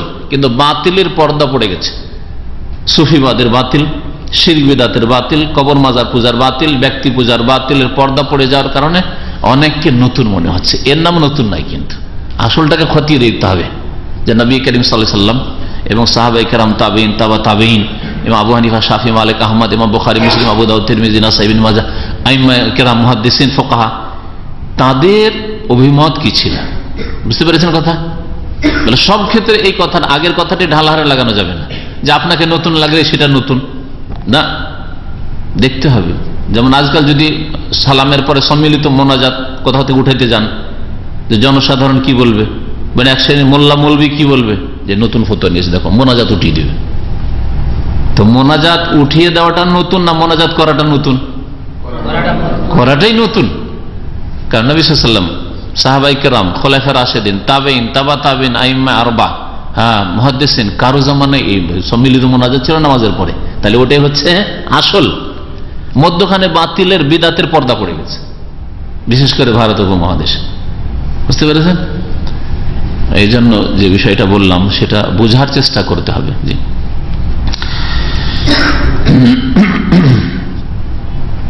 তো এই যে বিভিন্ন কারণে জাল জয়ীফ হাদিস যখন ছড়িয়ে পড়লো মুসলিম সমাজে, তখন আইম্মায়ে কেরাম, উলামায়ে কেরাম, মুহাদ্দিসিনরা কি খেদমত করলেন, কিভাবে এগুলি প্রতিরোধের চেষ্টা করলেন, কিভাবে এগুলিকে ঠেকানো যায়, এই সম্পর্কে বেশ কিছু মেহনত তারা করেছেন। এই মেহনতের পদক্ষেপগুলি সংক্ষেপে শুধু পয়েন্টগুলি বলি। প্রথম পদক্ষেপ হচ্ছে তাদের হাদিস সংকলন, সহিহ হাদিস সংকলন করে, যেগুলি প্রমাণিত হাদিস, সহিহ অথবা হাসান, মকবুল, গ্রহণযোগ্য হাদিস, যেগুলি বিশ্বস্ত সূত্রে হাদিসগুলি প্রমাণিত হয়েছে। সূত্র যে সনদ, হাদিসের দুটো দিক, একটা হচ্ছে সনদ, একটা হচ্ছে মাতান। মাতান মানে হচ্ছে হাদিসের বিষয়বস্তুটা, নবী সাল্লাল্লাহু আলাইহি ওয়াসাল্লাম এই বলেছেন, যে কথাটি নবী সাল্লাল্লাহু আলাইহি ওয়াসাল্লাম, এটা হচ্ছে মাতান। অথবা নবী করিম সাল্লাল্লাহু আলাইহি ওয়াসাল্লাম এই কাজগুলি করেছেন, নবী সাল্লাল্লাহু আলাইহি ওয়াসাল্লাম এই কাজগুলি করা হয়েছে, নবী সাল্লাল্লাহু আলাইহি ওয়াসাল্লাম নীরব থেকেছেন, এটা নাম হচ্ছে মাতান।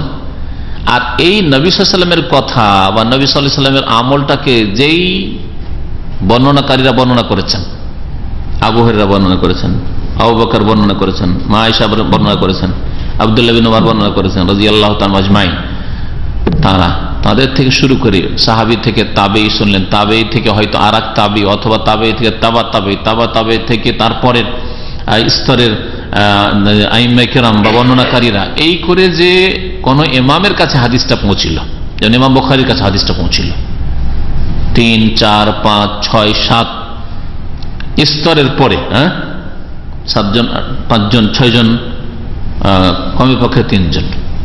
বুখারীতে বেশ কিছু হাদিস রয়েছে যেগুলি সোলাসি হাদিস, মানে 3 জনের মাধ্যমে নবী সাল্লাল্লাহু আলাইহি ওয়াসাল্লাম পর্যন্ত তিনি হাদিস পৌঁছেছেন। তো এটাকে সনদ বলা হয়। রাবি বর্ণনাকারীদের যে সিলসিলা, এটাকে কি বলা হয়? সনদ, যেটাকে বাংলায় সূত্র বলা হয়। আপনি এই কথাটা কোন সূত্রে, ঘটনাটা কোন সূত্রে বলছেন যদি আপনাকে জিজ্ঞেস করো, তখন বলবেন যে ভাই আমি তো দেখিনি, তবে আমি নিচে একজন লোকের কাছে শুনে এলাম। আচ্ছা, ও কার কাছে শুনেছে? তখন বলছে ওকে জিজ্ঞেস করলাম, তো সে বললো যে সে শিকড় থেকে শুনে এসছে। আচ্ছা, ও কোথা থেকে শুনলো? ঘটনা তো খবরের। তো ও বলছে যে খবরের এক লোকের সাথে আমার দেখা হয়েছিল রাস্তায়। এর নাম হচ্ছে সানাদ। বুঝতে পেরেছেন? জি, এর নাম হচ্ছে সানাদ। উদাহরণ দিয়ে বললাম যাতে বুঝতে সুবিধা হয়।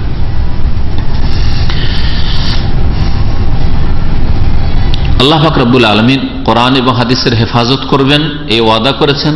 তাই এই কোরআন কারীমের হেফাজত আলহামদুলিল্লাহ শব্দেরও হেফাজত আর অর্থেরও হেফাজত, যদিও কোরআনেরও আয়াতের অপব্যাখ্যা বিদআতপন্থীরা, কবর মাজার পূজারীরা করার চেষ্টা করেছে, কিন্তু কামিয়াব নয় আলহামদুলিল্লাহ। কিছু লোককে গুমরাহ করলো, জিন শয়তান, মানুষ শয়তান কামিয়াব হলেও কোরআন আল্লাহ পাকের হেফাজত রয়েছে কোরআন কারীমে। রাসূলুল্লাহ সাল্লাল্লাহু আলাইহি ওয়াসাল্লাম হাদিসের মধ্যে জাল জয়ীফ ঢোকাবার চেষ্টা করেছে এক শ্রেণীর লোকেরা বিভিন্ন গরজে দুনিয়ার, কিন্তু সেগুলিরও হেফাজতের জন্য আল্লাহ পাক বড় বড় আইম্মায়ে কেরাম, মুহাদ্দিসিনদেরকে আল্লাহ পয়দা করেছেন। প্রথম পদক্ষেপ তাদের ছিল প্রমাণিত হাদিসগুলি, সহিহ হাদিসগুলিকে একত্রিত করা, সংকলন করা, জামউল আহাদিস আস-সাবিতা, বিশেষ বিশেষ কিতাব লেখা, যাতে সবগুলি সহিহ হাদিস তারা সংকলন করেছেন মেহনত করে। যেমন সহিহুল বুখারী, ইমাম বুখারীর মতো সহিহ কিতাব, সহিহ মুসলিম, ইমাম বুখারীর, ইমাম মুসলিমের সহিহ কিতাব, বিশেষ করে এই দুটি সহিহ হ্যাঁ। এছাড়া ইমাম ইবনে খুজাইমা আর কিতাবকে সহিহ ইবনে খুজাইমা বলা হয়, ইমাম ইবনে হিব্বানের কিতাবকে সহিহ ইবনে হিব্বান বলা হয়। এই কিতাবগুলির হাদিস অধিকাংশই সহিহ, বা তাদের মতে ইমাম ইবনে খুজাইমা আর ইমাম ইবনে হিব্বান তাদের মতে হাদিস সহিহ। এরকম মুস্তাদরাক হাকিম, যদিও তাতে জাল জয়ীফ আছে, অন্যদের গবেষণায় সেগুলি ধরা পড়েছে, কিন্তু তাদের মতে আমরা এই কিতাবে সহিহ হাদিস জমা করার চেষ্টা করেছি। মানুষ মাত্র ভুল হতে পারে। মুয়াত্তা মালিকে প্রায় সবগুলি হাদিস সহিহ, কারণ তিনি ইমাম বুখারী মুসলিমের আগে এসছেন, আর মুয়াত্তা মালিকের হাদিসগুলি সবগুলি প্রায় বুখারী মুসলিমে এসে গেছে, সুতরাং ওটাও হাদিস সহিহ। ব্যক্তিগত তার মাসলা মাসাইলে ফতুয়া ছাড়া যেগুলি মুয়াত্তা মালিক আছে হাদিসগুলি প্রায় সহিহ। তারপরে হাদিস সহিহ সূত্রে যে প্রমাণিত হবে এর জন্য একটি খিদমত তারা করেছেন, সনদের উপর গুরুত্ব দেওয়া। যেমন আমরা কোনো ঘটনা শুনলে সূত্র কি সূত্রে ঘটনাটা জানলাম, ঘটনা ঠিক না ভুল, অনেক সময় খোঁজি করলাম না, বয়ান করে দিলাম। এটা আমাদের ঈমান এবং আমলের কমজোরি। যদিও দুনিয়ার কথাবার্তা যদি হয় তাহলে তাতে মানুষ ধর্মীয় ক্ষেত্রে বিভ্রান্ত হবে না, কিন্তু একটা ঘটনা সম্পর্কে মিথ্যা তথ্য জানলো, ঠিক না? যেমন যদি একটা লোক সম্পর্কে, একটা ভালো মানুষ, আর তার সম্পর্কে যদি বলেন যে আরে লোকটা জালে কামা করে, হ্যাঁ, লোকটা এখানে জাল পাসপোর্ট তৈরি করে দেয়, জাল ড্রাইভিং লাইসেন্স তৈরি করে দেয়, এটা কথা হলো কিনা? কথা আর সূত্রটা তো জানলেন না। 5 ওয়াক্ত নামাজি লোক সম্পর্কে আপনি এ ধ্যান ধারণা একই করে বসে থাকেন লোকটা এই কাজ করে, একটা ভুল ধারণা। অথচ সূত্র যদি আপনি খুঁজতেন যে ঘটনাটা কি আসলে সত্য, এটা তুমি কার কাছ থেকে জানলে, কিভাবে জানলে, তুমি তদন্ত করলেন, তাহলে হাকিকত স্পষ্ট হয়ে যাবে। কথা মিথ্যা হয়তো, কথা মিথ্যা হয়তো। তো সনদ অত্যন্ত জরুরি, বিশেষ করে ধর্মীয় ব্যাপার যদি হয় আর আপনি যদি সনদ সূত্র না দেখে বিশ্বাস করলেন তাহলে আপনি অনেক ক্ষেত্রে গোমরাহ হবেন। আকীদার ক্ষেত্রে গোমরাহ হবেন যদি আকীদা সম্পর্কীয় ওই হাদিসটা হয়।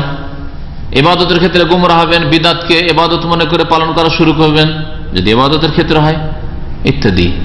মামলাতের ক্ষেত্রে হালাল হারাম, ব্যবসা বাণিজ্য, বিবাহ শাদীর ক্ষেত্রে যদি হয় তাহলে হালালকে হারাম, হারামকে হালাল করে ফেলবেন আপনি, এটা মিথ্যা। বা জাল জয়ীফ দুর্বল সূত্রে যে হাদিসটা এসছে সেটার উপর আস্থা করে, তাহলে গুমরাহি আসবে না। এই জন্য যখনই দেখা গেল যে কিছু লোক একটু একটু মিথ্যা বলা শুরু করেছে, তখনই তাবেঈনদের জামানায় সতর্ক হয়ে গেছেন। সাহাবীরা যতক্ষণ বলেছেন সাহাবীদের কথা সব সত্য, কিন্তু তাবেঈনদের জামানায় কিছু মিথ্যাবাদী পয়দা হইতে শুরু হয়েছে দুনিয়ার বিভিন্ন গরজে, ধর্মীয় গরজে। খারেজি বা রাফেজি, শিয়া মিথ্যা কথা বলা শুরু করেছে, সুতরাং সাবধান এখন। ইমাম মুহাম্মদ বিন সিরিন নাম শুনেছেন? ইমাম মুহাম্মদ বিন সিরিন রহমতুল্লাহ আলাইহি, তিনি আমাদের দেশে প্রসিদ্ধ একটা বিষয়, সেটা কি? হ্যাঁ, স্বপ্নের তাবিরে, স্বপ্নের ব্যাখ্যা বা বিবরণে। তার নাম এই মোটা কিতাব আমার বাসায় আছে। কোন এক ভাই, বাংলাদেশে তো অনেক বিদাতি কিতাব আসছে দেশ থেকে, তো যারা তওবা করে দিয়ে যেত একটা কিতাব। ইমাম মুহাম্মদ বিন সিরিনের নামে স্বপ্নের হাজার হাজার তাবির করেছে। মুহাম্মদ বিন সিরিন হয়তো তার 5 ভাগও বলেন, মন গড়া। যদি মিষ্টি খেতে দেখেন তো কি হবে, যদি খাওয়ার অবস্থায় দেখেন কি হবে, যদি ভরা পেটে স্বপ্ন দেখেন কি হবে, খালি পেটে দেখলে কি হবে, ভোর রাত্রে দেখলে কি হবে, সন্ধ্যা রাত্রে দিনে দেখলে কি হবে, আসর পর স্বপ্ন দেখলে কি হবে, এগুলো কথা ইবনে সিরিন এতগুলি কথা বলেছেন। ইমাম ইবনে সিরিনের নাম দিয়ে বইটা একবার এই মোটা কয়েকশো পৃষ্ঠার বই আছে আমার। তো ইমাম মুহাম্মদ বিন সিরিনের নাম দিয়ে অনেক বিদাতি কথাবার্তা ছড়িয়ে আছে আমাদের সমাজে স্বপ্নের ক্ষেত্রে। ইমাম মুহাম্মদ বিন সিরিন রহমতুল্লাহ আলাইহি একজন ইমাম ছিলেন তাবেঈনদের জামানার, হাদিসের বড় পণ্ডিত ছিলেন। তিনি বলছেন যে লাম ইয়াকুনু ইয়াসআলুন আনিল ইসনাদ, তারা সনদ সম্পর্কে প্রথম যুগে জিজ্ঞাসা করত না। তারা মানে সাহাবীরা। আবু হুরায়রা বললেন যে রাসূলুল্লাহ সাল্লাল্লাহু আলাইহি ওয়াসাল্লাম বলেছেন, শুনলেন, ধরেন কোন একজন সাহাবী আবু সাঈদ খুদরি বলতেন না যে তুমি সনদ বলো, তুমি কার কাছ থেকে শুনেছো, তুমি সরাসরি নবীর কাছে শুনেছো নাকি তুমি আর ভাইয়া হয়ে কারো কাছ থেকে শুনেছো, এইরকম জিজ্ঞেস করতেন না, বুঝলেন না? লাম ইয়াকুনু ইয়াসআলুনা আনিল ইসনাদ, তারা পরস্পর সনদ সম্পর্কে, সূত্র সম্পর্কে জিজ্ঞেস করতো না। ফালাম্মা ওয়াকাতিল ফিতনাতু, কিন্তু যখন ফিতনা দেখা দিল, ফিতনা দেখা দিল, কালু, তখন তারা বললেন, তাবেঈনরা বললেন, সাম্মু লানা রিজালাকুম, এখন তোমাদের লোকদের নাম বর্ণনা করো, কার কাছ থেকে শুনেছো। সাম্মু লানা রিজালাকুম, কোন একজন তাবেঈ বর্ণনা করছেন, হ্যাঁ তুমি বলো কার কাছ থেকে শুনেছো, তুমি তাবেঈ, তুমি সাহাবীর কাছ থেকে শুনেছো, সাহাবী হলে কোন সাহাবীর কাছ থেকে, আর কোথায় শুনেছো। তাতে অনেক সময় চোর ধরা পড়ে যেত, হয়তো বলছে অমুক সাহাবীর কাছ থেকে শুনেছি, কত বছর আগে, এত বছর আগে শুনেছি, অথবা অমুক শহরে শুনেছি। ওই সাহাবী অমুক শহরের কথা বলছে, অমুক শহরে যাননি, হয়তো বাসরা কুফার কথা বাসরা কুফায় যাননি ওই সাহাবী, মক্কা মদিনাতে তার ইন্তেকাল হয়ে গেছে, ধরা পড়ে গেল না চোর। অথবা হচ্ছে অমুক বছরে শুনেছি, তারিখ দেখা গেল যে তার 5 বছর আগে ইন্তেকাল হয়ে গেছে, যার কথা বলছে যে অমুক সালে শুনেছি। বুঝতে পারলেন না? এখন যদি কেউ বলে যে আব্দুস সামাদের কাছে সোমবারে শুনেছি, হ্যাঁ শনিবারে মারা গেছে, আমাদের এক দিনী ভাই এখানে গত শনিবারে মারা গেছে, আর কেউ ঘটনাটা গত সোমবারে শুনেছি, আজকে মঙ্গলবার, তাহলে কি বলবেন ওকে? কাযযাব, মিথ্যুক। আরে তার 2 দিন আগে মারা গেছে, তো শুনলে কোথেকে তুমি? মরার 2 দিন পরে, ঠিক না? এইভাবে এই জাল জয়ীফ হাদিসের চোরদেরকে ধরা হয়েছে, যারা মিথ্যুক, ইচ্ছা করে মিথ্যা কথা বলতো। ফালামা ওয়াকাতিল ফিতনাতে, যখন মুসলিম সমাজে ফিতনা ছড়িয়ে পড়লো, মানে ফিরকা, এক দল ছিলেন সাহাবায়ে কেরামরা, এক দলে ভাঙন ধরলো, একদিকে শিয়া রাফেজি পয়দা হইল, আর একদিকে খারেজি পয়দা হইল। এটা আলী রাদিয়াল্লাহু তাআলা আনহুর ওই সিফফিনের যুদ্ধের সাথে, মুয়াবিয়া রাদিয়াল্লাহু তাআলার সাথে যে যুদ্ধ হইল সিফফিনে, তখন থেকে এই ফিতনা শুরু হয়েছে।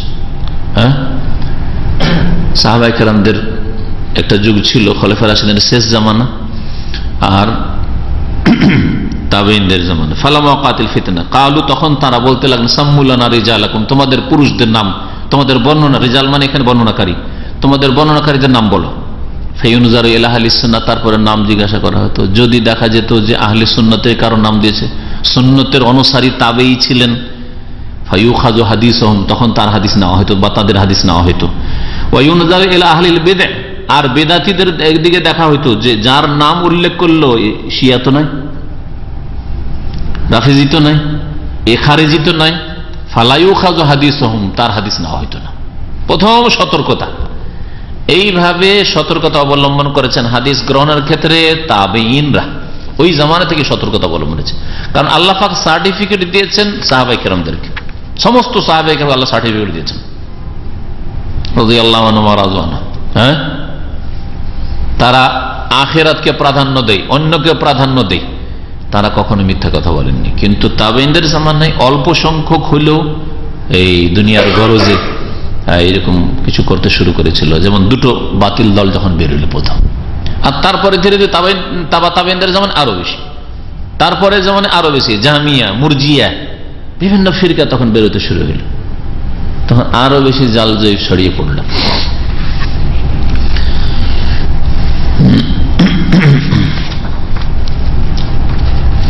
তাহলে বললাম যে হাদিস সংকলন করা, এই খেদমতের মাধ্যমে সহিহ হাদিস যখন সংকলন হলো, এগুলো সহিহ হাদিস। আর একটা হচ্ছে সনদের খোঁজ করা, সনদ যদি সহিহ হয় তাহলে নেব, না হলে নেব না। তৃতীয় যে খেদমতটা করে জাল জয়ীফকে চিহ্নিত করলেন আইম্মায়ে কেরামরা, তা হচ্ছে হাদিসের কায়দা কানুনের গোড়াপত্তন রাখা। হাদিসের কায়দা কানুন, উসুল হাদিস, মুস্তালাহুল হাদিস, এই ক্ষেত্রে সক্রিয় তারা খেদমত করা শুরু করলেন। আর যারা উসুল হাদিস সম্পর্কে পড়েছেন যে হাদিস সহিহ কাকে বলে, 5টি শর্ত যদি পায় তো সহিহ হবে, 5টি শর্তের একটি শর্তে, বিশেষ একটি শর্ত তামুজ্জব, ওটা যদি একটু হালকা হয় তাহলে হাসান হবে। আর যদি এই 5টি শর্তের একটি শর্ত না পাওয়া যায় তাহলে হাদিস জয়ীফ, জয়ীফ আর বিভিন্ন স্তরের ইত্যাদি, মারফু, মওকুফ হাদিস, মুনকাতি হাদিস কাকে বলে ইত্যাদি, মাউদাল কাকে বলে, বিভিন্ন কায়দা কানুন তারা তৈরি করলেন যাতে করে হাদিসকে চিহ্নিত করা যায়। তখন হাদিসগুলো স্টাডি করার পর দেখতে হবে যে কোন কোন শ্রেণীর হাদিস ওইগুলো হচ্ছে, গ্রহণযোগ্য হাদিস নাকি প্রত্যাখ্যাত মারদুদ হাদিস। এই ক্ষেত্রে তারা প্রথম একটি জিনিস যেটা আবিষ্কার করলেন সেটা হচ্ছে ইতিহাসের সাবজেক্ট, ফান্নুত তারিখ, বর্ণনাকারীদের ইতিহাস, জীবনী। বর্ণনাকারীদের জীবনের মাধ্যমে বোঝা যাবে যে এই বর্ণনাকারী যদি সত্যবাদী হয়ে থাকে, নামাজি, ভালো মানুষ ছিলেন, ধার্মিক ছিলেন, হাদিস গ্রহণযোগ্য। শুধু এটা দিক না, আরেকটা দিক হচ্ছে স্মৃতিশক্তি, স্মৃতিশক্তি প্রখর, ভালো, মোটামুটি চলার মতো, তাহলে হাদিস সহিহ অথবা হাসান। কিন্তু কিছু লোক আছে ধার্মিক, ধর্মের দিক থেকে কোন রকমের আপত্তি নেই, স্মৃতিশক্তি দুর্বল, কথা বললে 10টা কথা বললে 5টাতে ভুল পাওয়া যায় না, এদের হাদিস জয়ীফ। আমল ভালো হইলেও স্মৃতিশক্তি দুর্বল। আবার কিছু লোক আছে যে স্মৃতিশক্তি ভালো কিন্তু ধর্মীয় দিক থেকে ভালো না। কখনো দেখা গেছে যে নেশা করেছে, কখনো দেখা গেছে যে মানুষের সাথে ব্যবসা বাণিজ্যে মিথ্যা কথা বলেছে, কখনো কিছু লোককে দেখা গেছে যে না রসুলের হাদিসে মিথ্যা বলেছে। তো এইগুলো ওদের জীবনের ইতিহাস আলোচনা করলে বোঝা যাবে। এই জন্য ইমাম সুফিয়ান সাউরি রহমতুল্লাহ আলাইহি বলছেন, লাম্মা ইস্তামালা রওয়াতুল কাযিবা, যখন বর্ণনাকারী হাদিসের কিছু লোকেরা মিথ্যা বলা শুরু করলো, ইস্তামালনা লাহু তারিখ, তখন তাদের জন্য আমরা ইতিহাস ব্যবহার করা শুরু করলাম। ইতিহাস ব্যবহার করা শুরু করলাম। ইতিহাসের মাধ্যমে আপনি কথা সত্য বলছেন না মিথ্যা বলছেন বোঝা যাবে। যেমন কোন লোক যদি বলে যে আমি শেখ মতিউর রহমানের 5 বছর দর্শক বসি, অথচ দামামে সে 2 বছর থেকেছে আর বাকি 3 বছর জিদ্দায় থেকেছে, কি বলবেন? এটা হলো তারিখ। ওর সৌদি আরবের ইতিহাস হচ্ছে যে 2 বছর দামামে থেকেছে, 5 বছর টরলে সৌদি আরবে থেকেছে, কিন্তু 3 বছর জিদ্দায় থেকেছে বা মক্কা মদিনায় থেকেছে বা রিয়াজে থেকেছে। তাহলে কি করে 5 বছর? অনেকে এইরকম মিথ্যা কথা বলে থাকে। এখন কেউ যদি আপনাদের মধ্যে বলে যে শেখ নাসিরউদ্দিন আলবানী অথবা শেখ বিন বাজকে আমি দেখেছি সালাম মুসাফা করেছি, তো দেখা গেল যে আপনি থেকেছেন সৌদি আরবে কিন্তু কোনোদিন রিয়াজ যাননি। যদি এই ঘটনাটা জানা থাকে আর উনি দাম্মামে আসেননি আপনার এই থাকাকালে, ধরা পড়ে গেলেন তাহলে আপনি, ইত্যাদি। অথবা তার ইন্তেকালের পরে আপনি সৌদি আরবে এসছেন, তাহলে আপনার জীবনের মাধ্যমে ধরা পড়ে গেল আপনার মিথ্যা কথা। আর একটা সাবজেক্ট তার আবিষ্কার করলেন, সেটা হচ্ছে আল জারহ ওয়া তাদিল। জারহ ওয়া তাদিল মানে কোন ব্যক্তির জীবনের সমালোচনা, সমালোচনামূলক সাবজেক্ট। জারহ মানে আহত করা আর তাদিল মানে সোজা করা। যদি কোনো ব্যক্তি সম্পর্কে দেখা যায় যে ওই লোকটির মধ্যে কোন রকমের সমালোচনামূলক কিছু দেখছি না, ঈমানের সাথে সততার সাথে তার জীবনীটা স্টাডি করে, তাহলে তাদিল, এই লোকটা ভালো, সেকা, নির্ভরযোগ্য ব্যক্তি, তার হাদিস সহিহ।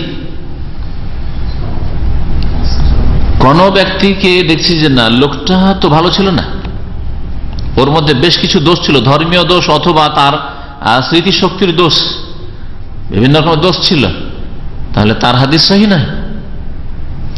এইভাবে এই সাবজেক্টটা দুনিয়ার আমাদের দেশের ভারত, বাংলাদেশ, পাকিস্তানের মাদ্রাসায় পড়াই হয় না। যারা তাদিল প্রথম আমরা মদিনা ইউনিভার্সিটিতে এসে পড়েছি। কোন হাদিসের বর্ণনাকারী কেমন, এই বর্ণনাকারীটা সহিহ না জয়ীফ, কোন সালে জন্ম, কোন সালে মারা গেছে, এবং তার সাথে ওর অবস্থা, ধর্মীয় অবস্থা কি, স্মৃতিশক্তির অবস্থা কি, এই সাবজেক্ট পড়াই হয় না। তাহলে কি করে সহিহ জয়ীফ বুঝবে আমাদের দেশে আলেম সমাজ? হয় ওই ক্লাস করে পড়তে হবে বিষয়টা, তাহলে বেশি ভালো হবে, আর না হলে ওই কিতাবগুলি, যেই কিতাবগুলিতে জারহে তাদিলের সাবজেক্ট নিয়ে আলোচনা করা হয়, সেই কিতাবগুলি তাদেরকে স্টাডি করতে হবে, অধ্যয়ন করতে হবে। তাহলে দুটোর কোনোটাই না তাহলে কেমন করে জানবে? আমি দুইবার দাওরা পড়েছি দেশে, জারহে তাদিল কোনো সাবজেক্ট শুনতাম, জারহে তাদিল কিতাব যখন জামে সালফে বানারস, প্রথম একবার ফারেক হওয়ার পরে 2 বছর শিক্ষকতা করেছি, তারপরে জামে সালফের ছাত্র হইলাম। জামে সালফের বিশাল বড় মাদ্রাসা, সেখানে বিশাল লাইব্রেরি, এত বড়, এর চাইতে বড় হল লাইব্রেরি। ওখানে বসে প্রথম শখ হলো যে জারহে তাদিলের একটা কিতাব, নাম তো শুনেছি, একটা কিতাব পড়ি তো, তাকরিবুত তাহজিব প্রথম বের করলাম, হাফেজ বিন হাজার রহমতুল্লাহ আলাইহি, ওই কিতাবটা পড়লাম। আচ্ছা, দেখলাম ওই কিতাবের ভূমিকা, 12 স্তরে ভাগ করেছেন বর্ণনাকারীদেরকে, 12 তাবাকাতে, পড়লাম। তখন ভূমিকাতে পড়লাম যে তাকরিবুত তাহজিব, আমার এই কিতাব একটি বড় কিতাব থেকে আমি সংক্ষিপ্ত করেছি, তার নাম হচ্ছে তাহজিবুত তাহজিব। তো তাহজিবুত তাহজিব কিতাব পড়া শখ হলো। তখন ওই কিতাব লাইব্রেরিতে আছে, দেখলাম 12 খণ্ডে কিতাব আছে, 12 খণ্ডে আছে। মদিনা ইউনিভার্সিটি আসার পরে ওই কিতাবগুলি পড়লাম ভালো করে, ওখানে দেখেছিলাম চোখে, একদিন 2 দিন নজরে, হয়তো অনেকে দেখেইনি চোখে সব কিতাব। এখানে এসে পড়লাম, কিতাবগুলি কিনলাম, নিয়ে গেলাম নিজেদের লাইব্রেরিতে, এখন আমাদের আছে। হ্যাঁ, এগুলি আছে আমাদের কাছে, পড়েছি বলেই সামান্য কিছু জ্ঞান আছে হয়তো, বা চেষ্টা করা হচ্ছে, কিন্তু যাদের কাছে নেই তারা কি করে? আর যদি তারা কথাতে কম না হয়, এলেম থাকার না থাক কথাতে কম নয়, তাহলে তো আরো ফিতনা। তারপরে বর্ণনাকারীদের আর একটা সাবজেক্ট তারা আবিষ্কার করলেন, যেটা উসুল হাদিস মুস্তালাহ হাদিসেরই একটা চ্যাপ্টার, মুস্তালাহ হাদিসের কিতাব শুক্রবার পড়াইতাম, তাতে একটা আছে। সেটা হচ্ছে যে বর্ণনাকারী যে গ্রহণ করেছে যার কাছ থেকে কিভাবে গ্রহণ করেছে, একজন অপরজন থেকে গ্রহণ করেছে এবং বর্ণনা করেছে, বর্ণনা করার পদ্ধতিটা কিরকম। বেশ বিভিন্ন ভাষা আছে, যেমন একটা ভাষা আমি অমুক থেকে শুনেছি, যদি বলেন আমি একজনের নাম বলেন জহিরের কাছ থেকে শুনেছি, তাহলে শোনা প্রমাণ হলো, তাই না? আরেকজন বলছে যে জহির বলেছে, দুটোতে পার্থক্য আছে না নেই? মহিব জহির থেকে বর্ণনা করছেন, ভাষা তিনটা হলো, কিন্তু একটা হচ্ছে মহিব জহির থেকে শুনেছে, তাহলে কানেক্টেড, শুনেছে, যদি মিথ্যা না বলি তাহলে, বা মিথ্যা না বলে তাহলে, তাই ঠিক না? সামে তো এ বলছে সামে তো মেন জাহির, শুনেছে।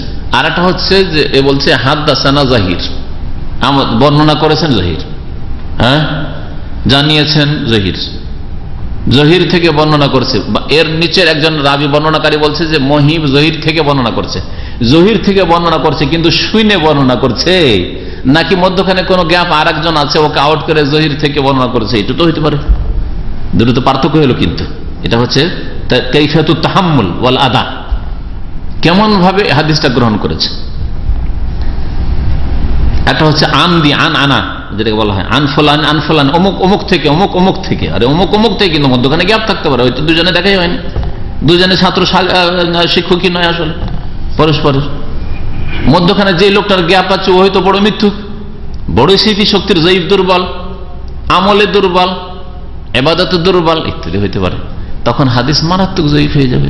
যেমন অবস্থা হবে ওই যে গ্যাপের, তেমন যে গ্যাপ দেওয়া হয়েছে ওই ব্যক্তির, তেমন ওই হাদিসের অবস্থা হবে। যদি মিথ্যুক হয় তাহলে হাদিস জাল, হ্যাঁ, আর যদি দুনিয়ার ক্ষেত্রে মিথ্যা, হাদিসে তো মিথ্যা বলেনি কিন্তু দুনিয়ার ক্ষেত্রে মিথ্যা বলেছে, হাদিস মাতরুক, হ্যাঁ একেবারে জাইফ জিদ্দান। আজ দেখা যায় স্মৃতি শক্তির ইবাদত বন্দেগী সব ঠিক ছিল, পরেশগারি ঠিক ছিল, কিন্তু তার স্মৃতিশক্তি দুর্বল ছিল, হাদিস জাইফ। কতটা স্মৃতিশক্তি দুর্বল ছিল সেটাও আবার অনুমান করার বিষয় রয়েছে, তা যাচাই করতে হবে তার বর্ণিত হাদিসগুলি থেকে যে কতটা পার্সেন্টেজ ওলামারা এতটা মেহনত করেছেন, কতটা পার্সেন্টেজ তার ভুল হইত। 10টা কথা বললে কয়টা ভুল হয়, একটা লোক 10টা কথা বললে একটা ভুল হয়, আর একটা লোক 10টা কথা বলে 5টা ভুল হয়, আর একজন 10টা কথা বলে 7টাই ভুল হয়। তাহলে সবগুলি একই রকম কি? নিশ্চয় না। বুঝতে পেরেছেন?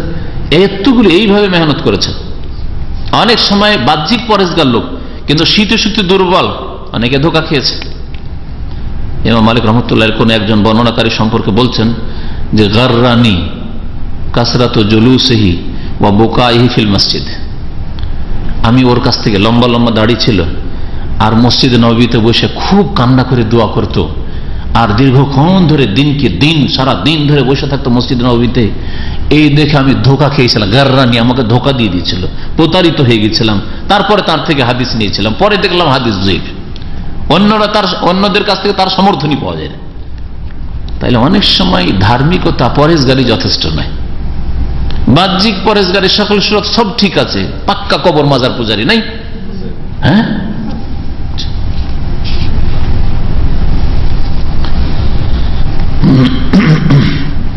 চতুর্থ মেহনত তাদের ছিল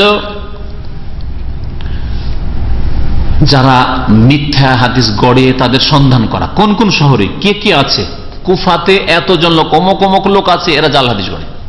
বাসরাতে এতজন আছে, মেসরে এতজন আছে, দামেশকে এতজন আছে, মদিনায় অমুক অমুক আছে ইত্যাদি। এইভাবে তল্লাশি চালানো, এই মেহনত তারা করেছেন। তাতাব্বুল কাযাবা, তো এইভাবে তারা দিনের খেদমত করেছেন। তারপরে আর দু একটা পদক্ষেপ বলে শেষ করে দিই। একটা হচ্ছে যে যারা হাদিস জাল গড়েছে তাদের ওপর বিভিন্ন লিখনি, অনেক কিতাব লেখা হয়েছে। ওই যুগ চলে গেছে, যতদিন ওই যুগটা ছিল, যে যুগে ওই মৃত্যুক লোকেরা বা দুর্বল লোকেরা ছিল তারা জানতো। তারা যদি এই কথাগুলি না লিখে যেত তাহলে তার 50-100 বছর পরের লোকেরা কি করে জানতো? 50-100 বছর পরে যদি জানতে না পারে তাহলে আমরা কি করে জানতাম? তা তো মুশকিল হয়ে যেত দিন শরীয়ত হাসিল করা।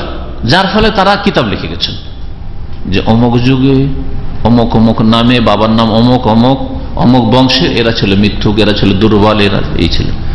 অনেক কিতাব এ সম্পর্কে ওলামারা লিখেছেন।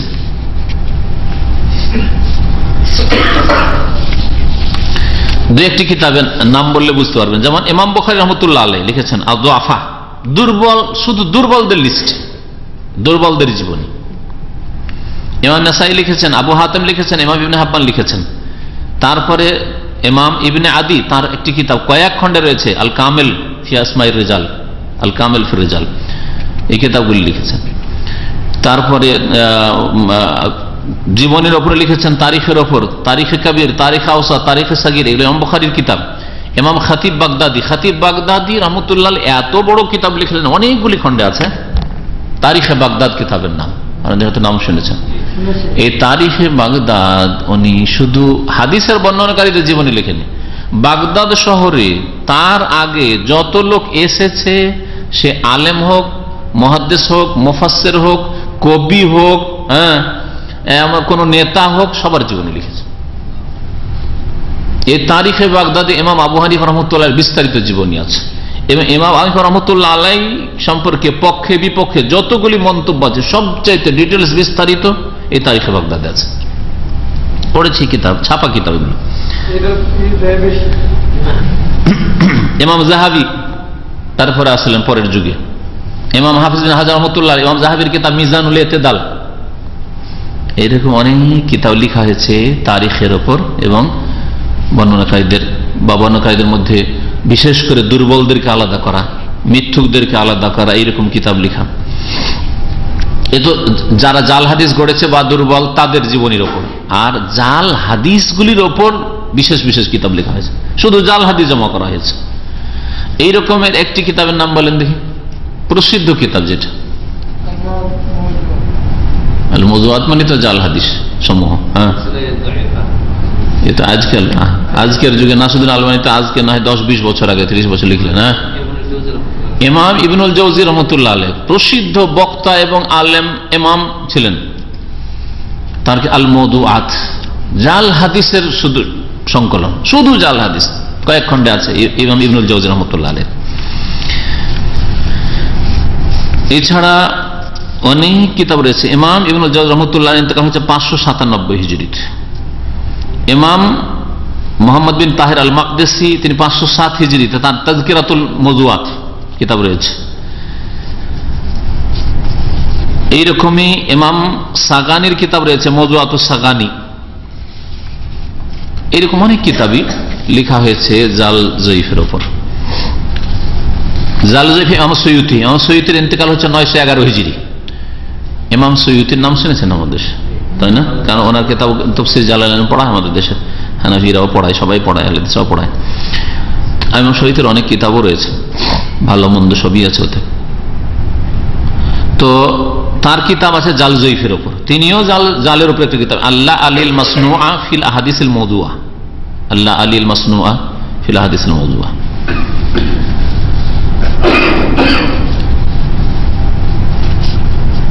এরকমই আরো কিতাব আছে আল ফাওয়াইদুল মাজমুআ, ইমাম সালেহির, মুহাম্মদ বিন ইউসুফ আলী আশ-শামি আস-সালেহি, শাম দেশের। তানজিহুশ শরিয়াতুল মারফুআ এ ইবনে আররাক আল কেনানির, তার ইন্তেকাল 963 হিজরি।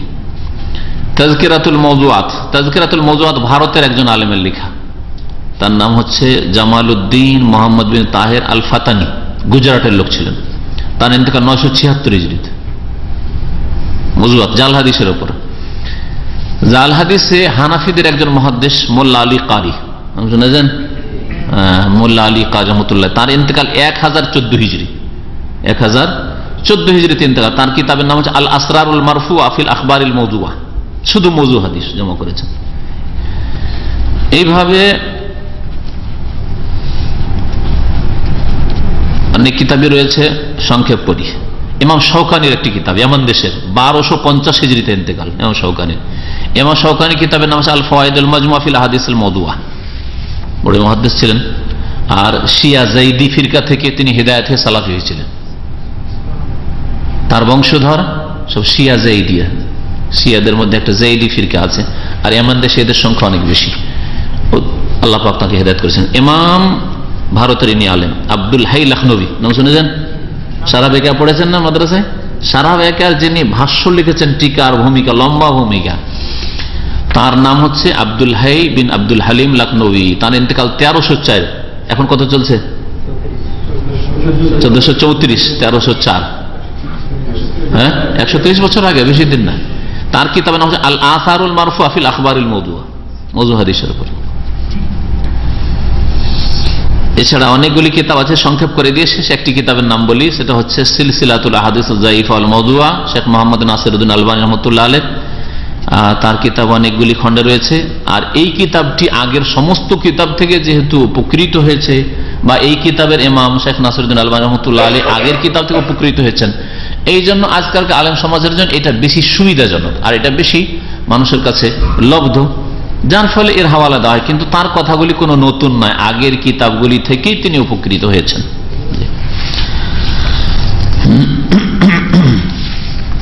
তো এইভাবে উলামায়ে কেরামরা দিনের খেদমত করেছেন, জাল জয়ীফ হাদিসকে আলাদা করেছেন।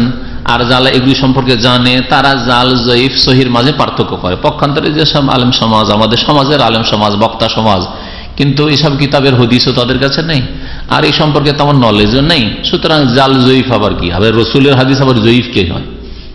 হ্যাঁ, নবীর হাদিস আবার জয়ীফ কিসের হয়, জাল কিসের হয়? সব হাদিস।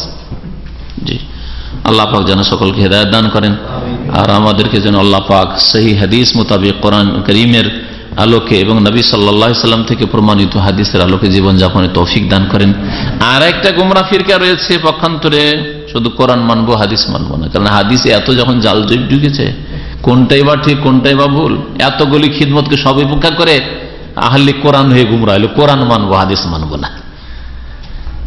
আমার কাছে এক লোক বাংলাদেশ থেকে, বাংলাদেশে ফিতনা ছড়িয়ে পড়েছে। প্রথমে ফিতনা জন্মেছে পাকিস্তান থেকে, ভারতে গেছে, আর বাংলাদেশে গিয়েছে। আহলে কোরআন এদেরকে বলা হয়, কোরআনি। তো আমাকে পাঠিয়েছে, আর তার উদ্দেশ্য হচ্ছে যে আমরা যেগুলি বলছি সবগুলি কোরআনে আছে। কোরআনে কোথায় 5 ওয়াক্ত নামাজের কথা আছে? আর জোহরে 4 রাকাত নামাজের কথা কোথায় আছে? জোহরে যদি 4 রাকাত না পড়ে কেউ 2 পড়ে, আমি তো হাদিস মানি না।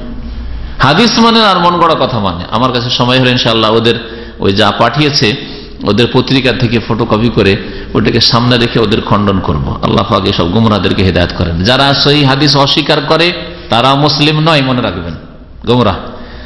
আর যারা সহি জাল জয়ীফের কোনো পার্থক্যই করে না, জানেই না পার্থক্য অথবা জানার চেষ্টা করেন না, তারাও গুমরাহ।